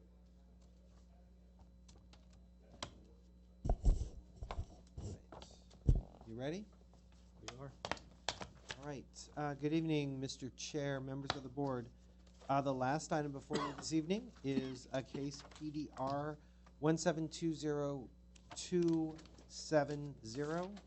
It's a review of a proposal to construct a 6-story, 26-unit live-work development on an approximately 51,800 square foot site located on the corner of South Brand Boulevard and Vassar Street. Units in the building will range from approximately 775 square feet to just under 2,000 square feet and are in a studio and one-bedroom configuration. There are 103 parking spaces on the site, and that includes 43 tandem spaces proposed in subterranean, at-grade, and above-grade levels. Earlier this year, the planning hearing officer approved a parking exception to allow 21 of the 78 required parking spaces to be non-accessible, meaning in a tandem arrangement. There actually also, and I did mention this, there was a variance also approved earlier this year regarding live-work units and the sizes of them. We have minimum size requirements, and this project got a variance from that as well. So the existing enterprise rental car building, which was built in 1998, and its surrounding surface parking lot will be demolished as a result of the project. The project is located at 1820 South Brand Boulevard in the SFMU zone. Plans are behind you. Staff believes that the site planning of the site is appropriate for a number of reasons, including that the two street facades, the Brand Boulevard facade and the Vassar Street facade, the two building facades are placed close to the sidewalk, which typically we encourage, and that the ground floor facing Brand Boulevard has really an open appearance and is significantly glazed, lots of windows. Additionally, parking is appropriately accessed from Vassar Street, the sort of secondary street, and really has little impact on the urban environment because of its design. It's sort of wrapped with units. Staff is suggesting 2 conditions related to site planning. The first one is that the applicant shall provide decorative paving at the pedestrian automobile contact zone at the driveway leading to the project to assist with pedestrian safety and also improve the appearance of this area. The second condition is staff is recommending that vines be planted along the south elevation of the project to soften the appearance of the blank at-grade wall, and that's in more toward the, I guess, the residential area, the adjacent apartment complex, that area. The mass and scale of the project is appropriate. Staff believes for the following reasons.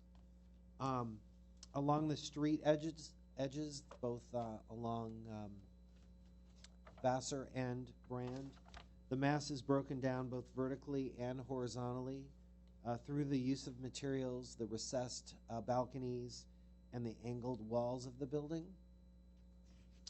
The southern portion of the building facade containing the parking garage is appropriately set back from the remainder of the building, and that feature de-emphasizes the sort of parking component, but it also turns, it enables that facade to have sort of an interesting composition, and that is, I can't see it from here, the top elevation, I believe.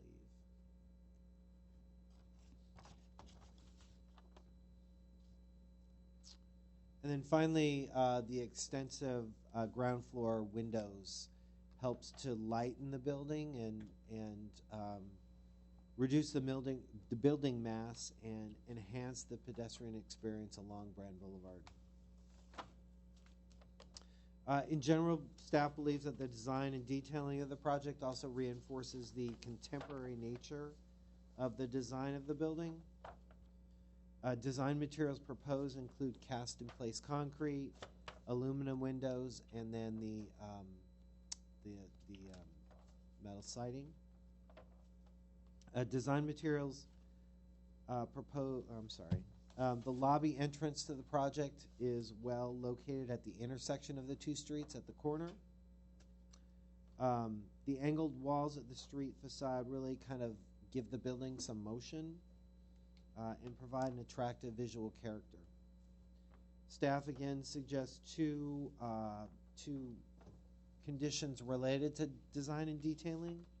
The first is that a lighting plan be submitted and approved by staff, and lighting should really be consistent, or the lighting type should really be consistent with the contemporary nature of the building. And then finally, that details be provided for the metal siding, particularly where there is a change of plane. So if at a building corner, or if there's some insets within the building, provide some detailing so that we get a clean, crisp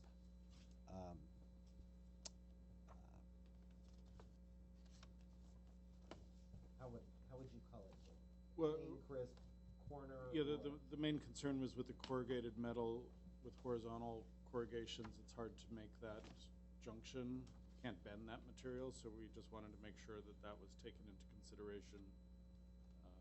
So we want to make sure those details are going to work, and if not, we. So I'm seeing it. I thought we had a different condition written for that. Oh, number 4, I see.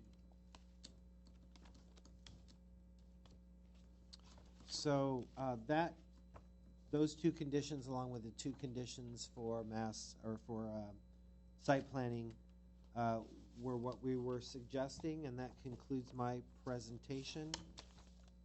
I'd be happy to answer any questions. Do we have any questions for staff? I have a question. Sure.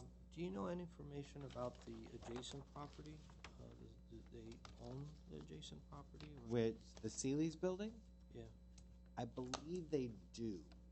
I think one of the owners can clarify that. They do. Okay, and then I'll direct my questions to them.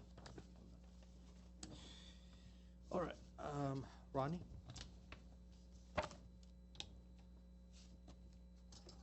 Good evening, Chairman, board members, and city staff. My name is Rodney Kahn. My offices are located on North Brand Boulevard here in the city of Glendale. As staff mentioned, we're proposing a new live-work development, which is something different that we've seen in our city. It's new, it's unique.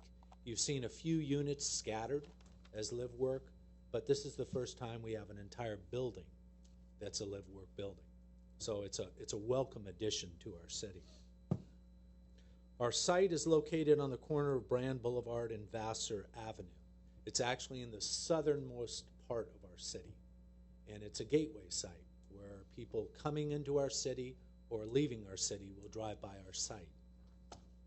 Directly north of our site, as Chairman Malikian pointed out, is the historic Seeley's building, and it is owned by the same family that is developing this site as well, the same development family.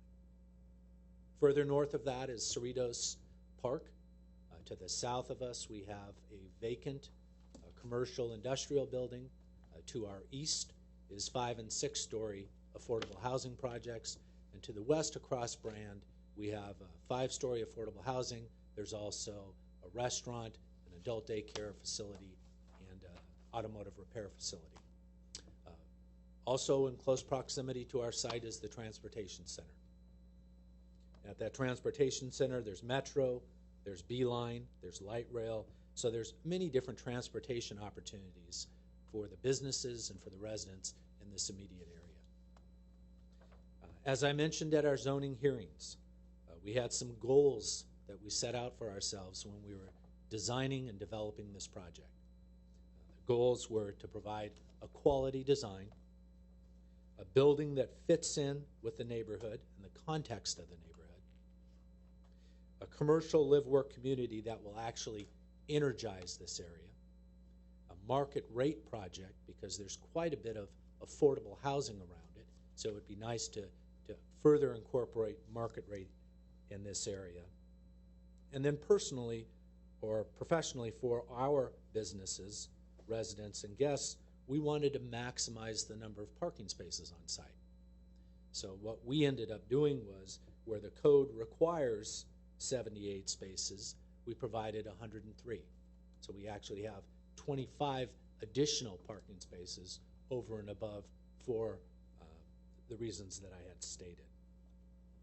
Those were our goals. We believe we've achieved our goals. What I'd like to do is step aside, bring up our architect, and have him walk you through the design of the building. Thank you. Thank you very much. So Vijay? Yeah, can you state Good evening. My name is Vijay Sagal. I'm with FSY Architects here in Knox Avenue in Frogtown, Los Angeles, which is about a couple of miles from the site. So this project happens to be in our backyard. And this project, because we mentioned, this is actually a sister project to Seeley building, so that's why it's named Seeley Lofts. So on the design of this building, a lot of cues have been taken from the Seeley building, which is a historical building, but this is a new construction, which is quite contemporary, but a lot of cues have been taken from the Seeley building. When we started this building, design about 2 years ago, we met with planning staff quite a few times, and this building has evolved quite a bit from what it was in the beginning. Just walking through the site, I've been driving around it for 15 years. My office is just a mile and a half from here. It's really a gateway from Los Angeles. When you enter Glendale, this building is going to be very prominent location. So we wanted this building design to be very iconic, and to achieve that, like taking cues from Seeley, making sure that although it's a lot of parking, it's 102 parking spaces and only 26 live-work units, we want to energize the Brand Boulevard. So along the Brand Boulevard, there are all live-work units with all glass on the ground floor level. And the building, at the Seeley building, the historical building, there's at the entrance of the building, it's kind of an alcove which has a vanishing point kind of perspective at the entrance. So taking that cue, we have taken the building, all the residential units above have that vanishing point kind of balconies or open, which come from like a, we call it kind of a egg crate kind of design. And again, our railings is all perforated, which kind of provide privacy, but also a different perspective. It could be more see-through, and other places it's kind of more opaque. And it's kind of a veil. The color we have chosen are very neutral. It's all our stucco is white, except at the where the stairways, which are gray color. and the metal siding is sage color. Again, the sage color cues have been taken from Sealy building at the ground floor level. It's all sage, similar color.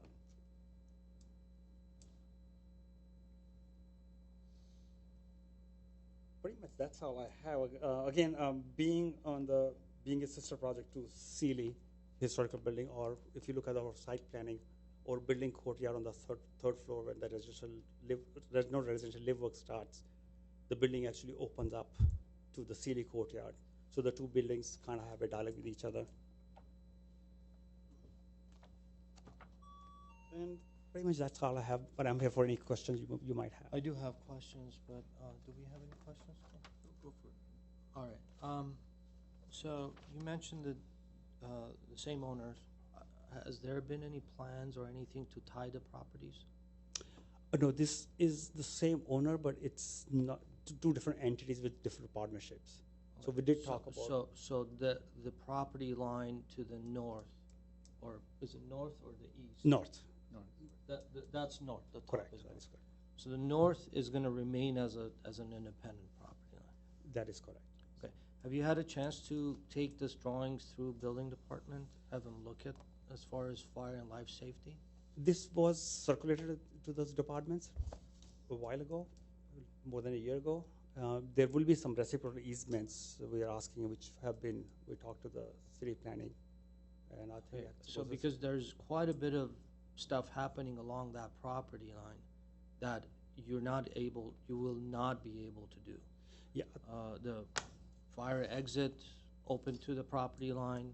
You have all the openings along the property. You have sign that is projecting beyond the property line to the next door property line. So all of these things are, I don't know how you're going to be able to do. I think we have talked to the city, and our owners can talk about that too. We'd have to go through the city with that process, that there will be reciprocal easements on the openings. That's that property line. Okay, but along the back side, and I'm just trying to make sure that when we go in, along the back side, you have about a foot, almost foot, and then all the exiting and everything, all the openings that are there. So that's something that you will, because you know that if that doesn't happen, No, exactly. No, we the know that. entire We know. facade is going to be closed off, right? No, we have several meetings with the city planning staff on that. It's issue. not planning. I don't think planning would care about those. And they love the openings. I love the openings. I love the north elevation, but knowing what the building department is going to say, that thing's going to be a solid wall, like we just saw. Right, exactly. I think we were talking about reciprocal easements for for openings. Okay. I think that's all I have for now. So let's continue on, and we have some cards here, and we have some people that want to talk. Thank you. Danny Pardo. Hello, my name is Danny Pardo. I'm a neighboring resident to the area. I oppose of the building for numerous reasons. They made mention that the entrance to the new structure is going to be on Vassar Avenue. Currently, the entrance to the adjacent building, or the building that's next to it now, is also on Vassar, and it has a huge congestion of traffic there at all times of the day. The commercial building across the street, in front of it, the curbs were painted red so that in that area, because the Vassar Street is so narrow that two cars can't go by one another at one time. You have to pull over for the other one to access.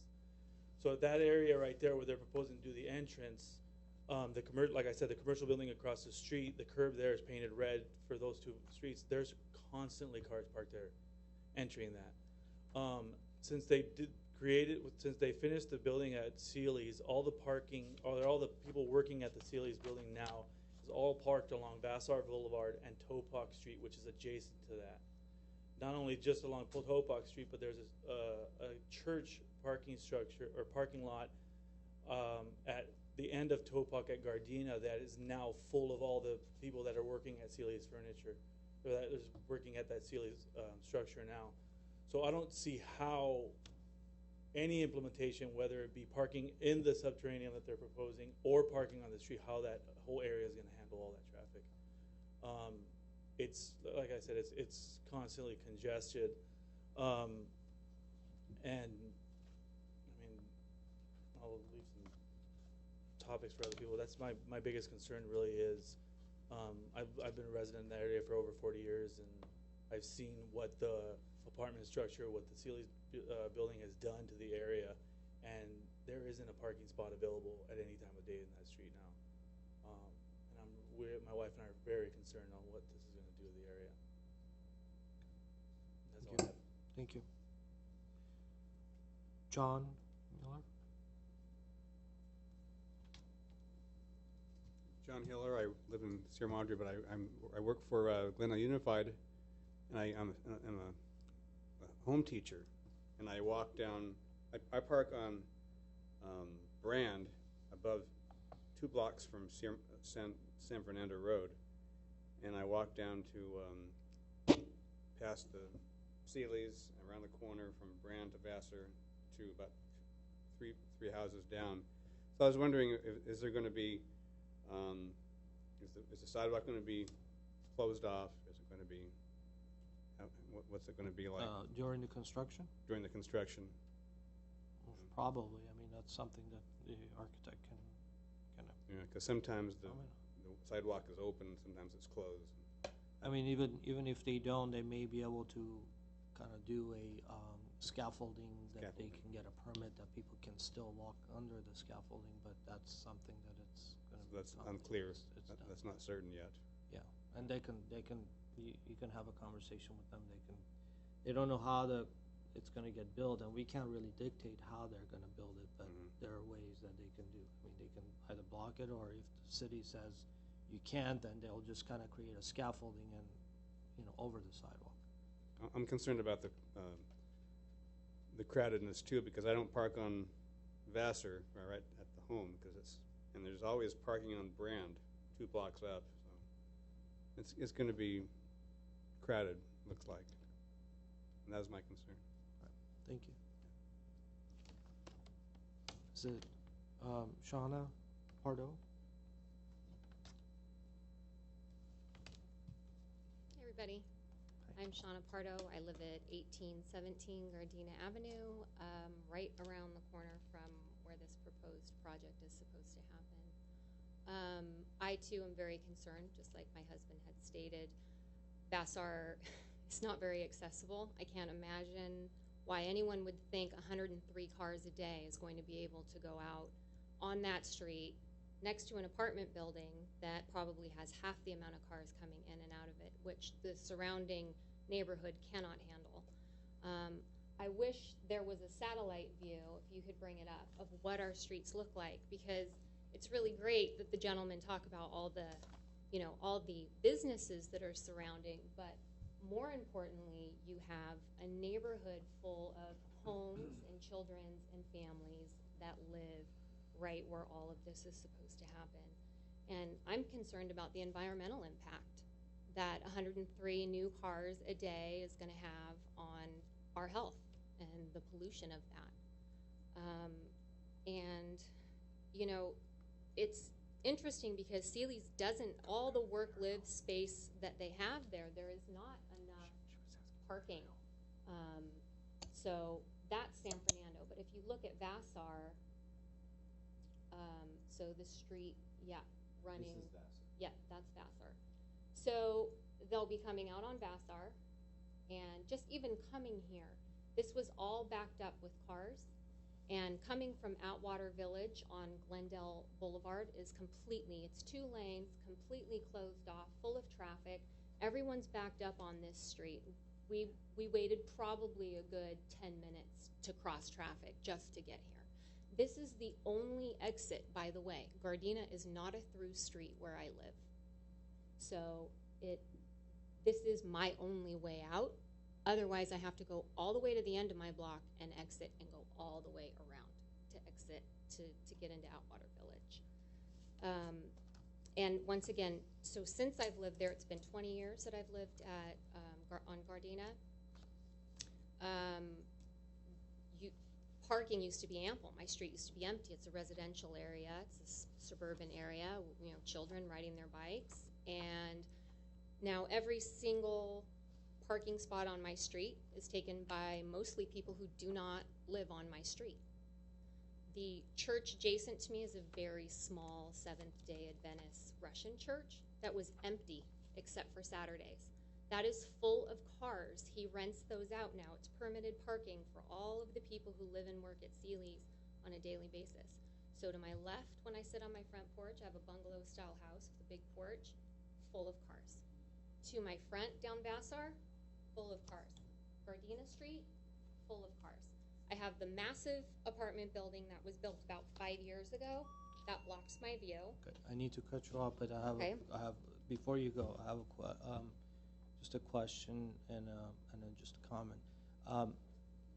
Understand that there was a parking reduction hearing, correct? Parking exception. A parking exception Yeah. hearing. That was a hearing, correct? Correct. And the neighbors were notified. Did you attend the meeting? I didn't know about Okay, that. so the parking that we have right now has been reviewed and approved by, I believe it wasn't planning a hearing officer. planning hearing officer, it wasn't a planning commission. So the parking that we have has already been approved, so we can't really go back and say anything on that. Have you approached the city or someone in Public Works to be able to permit the city, the street to have permitted? That would be a wonderful next step. Okay. Since I just found out about this when they sent the letter about 8 days ago, Okay. this is the first that I've heard about this. So, Thank you. Yeah. Thank you. Patty, Neil, Noel?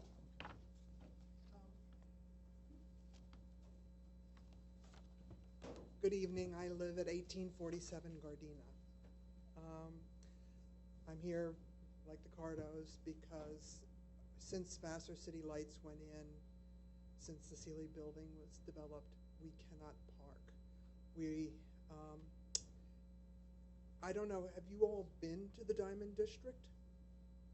Have you driven? Do you understand that there's no way to get out of the 4 blocks?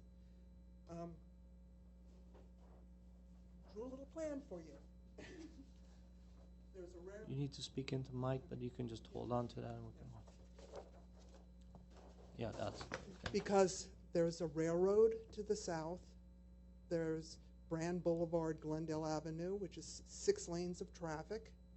There's the Los Angeles to the east, which is a big industrial park. And then there's San Fernando. There are 3 exit points, none of which have a light. We can't get in or out. And the industrial space that is plans fell through for that to be developed, that will also become a large residential development. And all that traffic will go out on Topak and then on to Vassar. I talked to Roger about this project before it went into planning to get the parking. I wrote a letter. I have also talked to the city, and they did notify 500 feet, but there's only one direction where there's anybody that's interested in this project. There is no place to go to park outside of our neighborhood. There's Forest Lawn. You'd have to go down San Fernando. My tenant, all the old bungalow houses have small grandmother cottages in the back. These are old houses. I think I hate to cut you off, but I think the answer is to have a permitted street parking over there, and I think neighbors should get together, go to the Public Works and talk to the. But the other issue is, I have to park tandem in my driveway. If there's a parking place, the people that live here will take that parking place. That's what's happened with Vassar City Lights. They have a lot of parking. They have an underground parking lot. My other issue is, I guess you've heard parking, is basically this is a wall into the neighborhood. the south facade, there are 2 stories of parking above ground, which means that facade is blank. If the other side of the street is developed, that also will probably be blank. So in effect, you're hiding our neighborhood. And nobody knows we exist anyway. It just means that the entrance into our neighborhood feels like coming down an alley. Thank you. Thank you.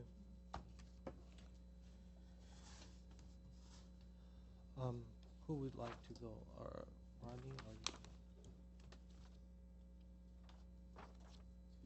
A few comments, Chairman and board members, and then I think our architect wants to make a comment as well. To begin, to start off about the parking and the traffic.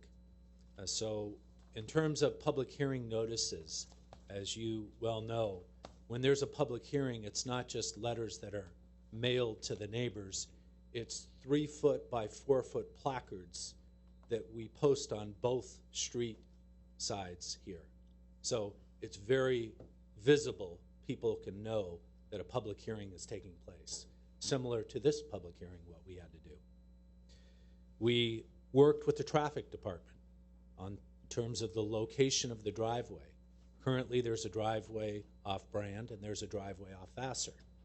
Our location of our driveway is determined by the traffic department, and that's where we put it. As it relates to parking, we not only addressed what the code required for parking for our use, but we provided, as I mentioned in my opening remarks, 25 additional parking spaces. It wasn't a parking reduction. It was a parking exception to allow tandem, but we still exceed the parking requirement for quantity. There are a number of affordable housing projects in the area. They exist. We recognize that. But in terms of our project, we are providing the parking. We're exceeding the parking for our project. We can't remedy those existing conditions. There was a comment that was made about blocking the sidewalk. It is not our intent to block the sidewalk ever. If we have any type of, Chairman Malikian pointed out, scaffolding, all of this would be done through the City of Glendale, through the Public Works Engineering section, with their blessing and approval. We do nothing on our own, especially off-site. Currently on site, as you know, is an Enterprise Rent-A-Car. They generate a tremendous amount of traffic trips.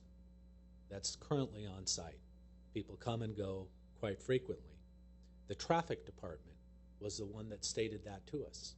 They were the one that looked at the analysis and did the analysis. Thus, when we went through our previous hearings, they were in support of where we put the driveway and in support of our parking because we're providing additional parking. Last, and then I'll step aside, Mr. Chairman Malikian, you pointed out about the north side of our building, the south side of the Seelys, and have we talked to other departments, and in particular building and fire. We've talked to building, we've talked to fire, and we've talked to the city attorney's office, separate from just talking with planning. And the solution to those issues is reciprocal easements. We've discussed them. They will be addressed and granted as part of the project. So that north elevation, if you have some peace, it will not be changing in terms of addressing building and fire. That concludes my remarks. I don't know if the architect had anything else to add. Thank you very much. Thank you. Again, I have just one quick addition to that. We are also looking at as a secondary and egress from the Sealy current parking lot into our building with the reciprocal easements. So that will relieve some of the traffic on Vassar Street. Perfect. Thank you. Thank you. I'm going to close the public hearing.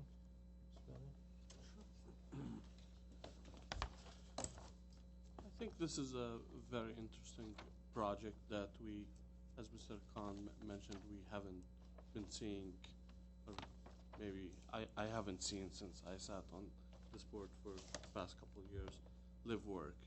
I know they're popular. the west side and other areas. They're not very popular here, and I think they add some value. So in terms of the design, I had a couple issues with the project initially when I received the package. And I think Mr. Malikian touched on one of them, and that was the north elevation. But I believe that that's addressed, and you guys have a solution on dealing with that. Other than that, in terms of design, I think the building is well designed. It's I like the massing. It's an interesting design. The way, I mean, it has like different angles that happen in different direction. I think it's a very interesting looking building, and there was one thing that I wanted to get to. Yeah, so I like the use of material. I like the differentiation. I like the colors. I like the tie to the Sealy building. I know the neighbors have issues with parking, but I can't comment too much on that. Number one, it's been approved already. Number two, I think they're providing well over what's required by code, so they're addressing that need, and we can't punish a developer about something that's happening with the other buildings. I think this is where I stand. I'm kind of in support of the project, but I like what my colleagues have to say. Thank you.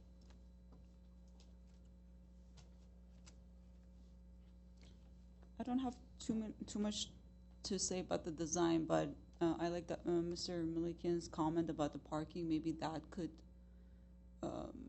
resolve the parking issue since everything has been proved. So, yeah, I'm in favor of the project. Okay, thank you.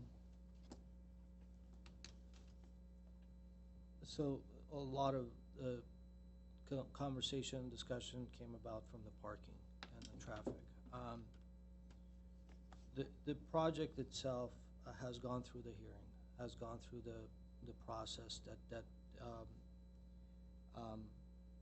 have gotten all the approvals that they needed for the additional parking and to be able to use the tandem. I think I hear the neighbors, I hear the issues, and I think I urge them to contact the Traffic and Transportation Department. They have ways to control this. We are here to review the design of the project. We're not here to fix the neighborhood's problems. We are here, if this project was in front of us with the lack of the parking or other issues that we would find here, then we would have the control of adding more restrictions or other conditions there. But as we have been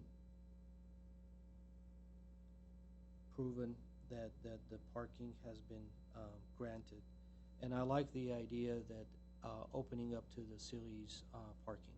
So I think that would alleviate a lot of the traffic. I'm a little bit concerned about the traffic, the driveway location.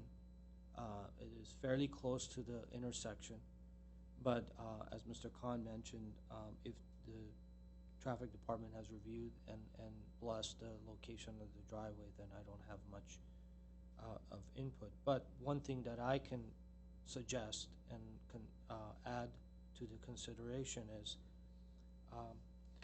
having the driveway entrance coming in from Vassar, and I'm not sure if this is even possible, being that there's only 29 units. Can it be a exit only through Sally's property? Something to think about, something to consider, instead of exiting to Vassar. That may actually reduce some of the congestion, I don't know. But I would like to add this condition, not the condition, but a consideration for applicant to review with traffic and see if they are gonna have the reciprocal easement, maybe that exit would eliminate or reduce some of the traffic that it's going to generate. But at the end of the day, there is a use there. There is a traffic that it's already there. So it's not really a brand new, a vacant lot that a new set of traffic is being generated and so forth. So as far as the design, I think it's very well designed. I like the details. It's very simple. But the way that it's been articulated, the detailing, some of the angled soffits and so forth. So I think it's done really well. I like the simple color schemes, and I like the way that the all the facades have been looked at and studied. So and I commend that. And unlike the previous project, we had a really nice front elevation, but then as you went to the back, we had to discuss this. But in this case, particularly on the south side, on the east face, that is against another building. There is this nice setback, and there is a landscape area, so it creates that buffer that you want to have, even though there is a large facade in front of the adjacent building, but there is some breakups, there is some setbacks. So I think it's done really well. I like the merging of the residential / commercial, and it's covering the parking in the back, which is that is a very it's a commendable and it's a very nice design, and the main facade that is on brand, it's going to be occupied, and it's going to be very interesting to drive by. So I like the project. Again, the reciprocal easement is a must in order for the north elevation to work, so that is very important. And the exiting I would highly recommend for them to look into that in order for them to reduce the number of traffic. Exit onto the current Sealy's sort of campus? Yeah, so as they enter into the facility, as they exit, they would exit off of Sealy rather than exit on Vassar. So, so that would help a little bit of the traffic. But other than that, I think there's not much to add. It would have been nice to have a little bit more detail as far as how these things come together. But when you look at the renderings and how these things, the imagination, helps, connect all the dots there. So, can we go through the conditions, please? Well, we have 5 staff conditions that Roger read before about decorative paving at the driveway, entering the parking area, adding vine pockets along the south elevation of the building, and near the entries to the vault and the storage room facing Vassar. We need to look at a lighting plan to make sure it works with the design of the building. We ask to get better detailed drawings of the metal siding for the issue of how it's going to connect where the planes change their angles. And then another condition to submit, a standard condition we use for details for junctions between different materials. And then a consideration that smooth stucco be used. I think the applicant's proposing a fairly light sand finish stucco. Okay. Do we have a motion? And what I will do also is add. Oh, the consideration about the driveway. Right. Work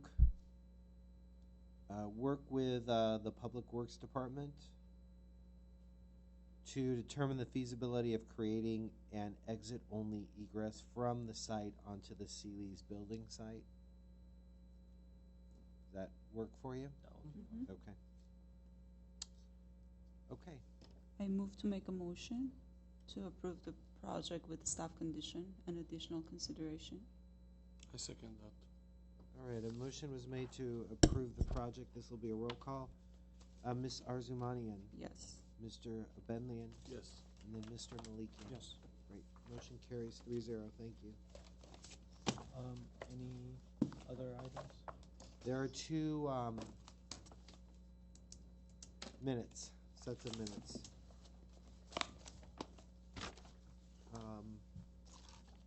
Let's see. Looks like you have. Well, looks like you have the ability to approve the 28th, right, but not the 12th. right.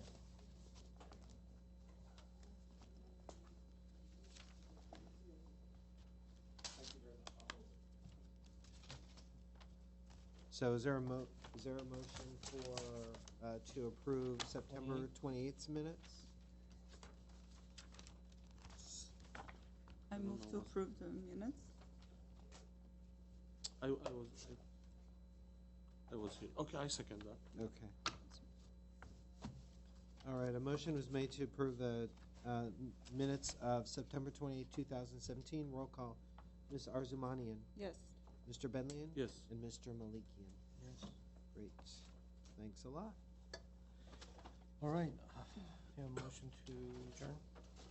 I make a motion to adjourn.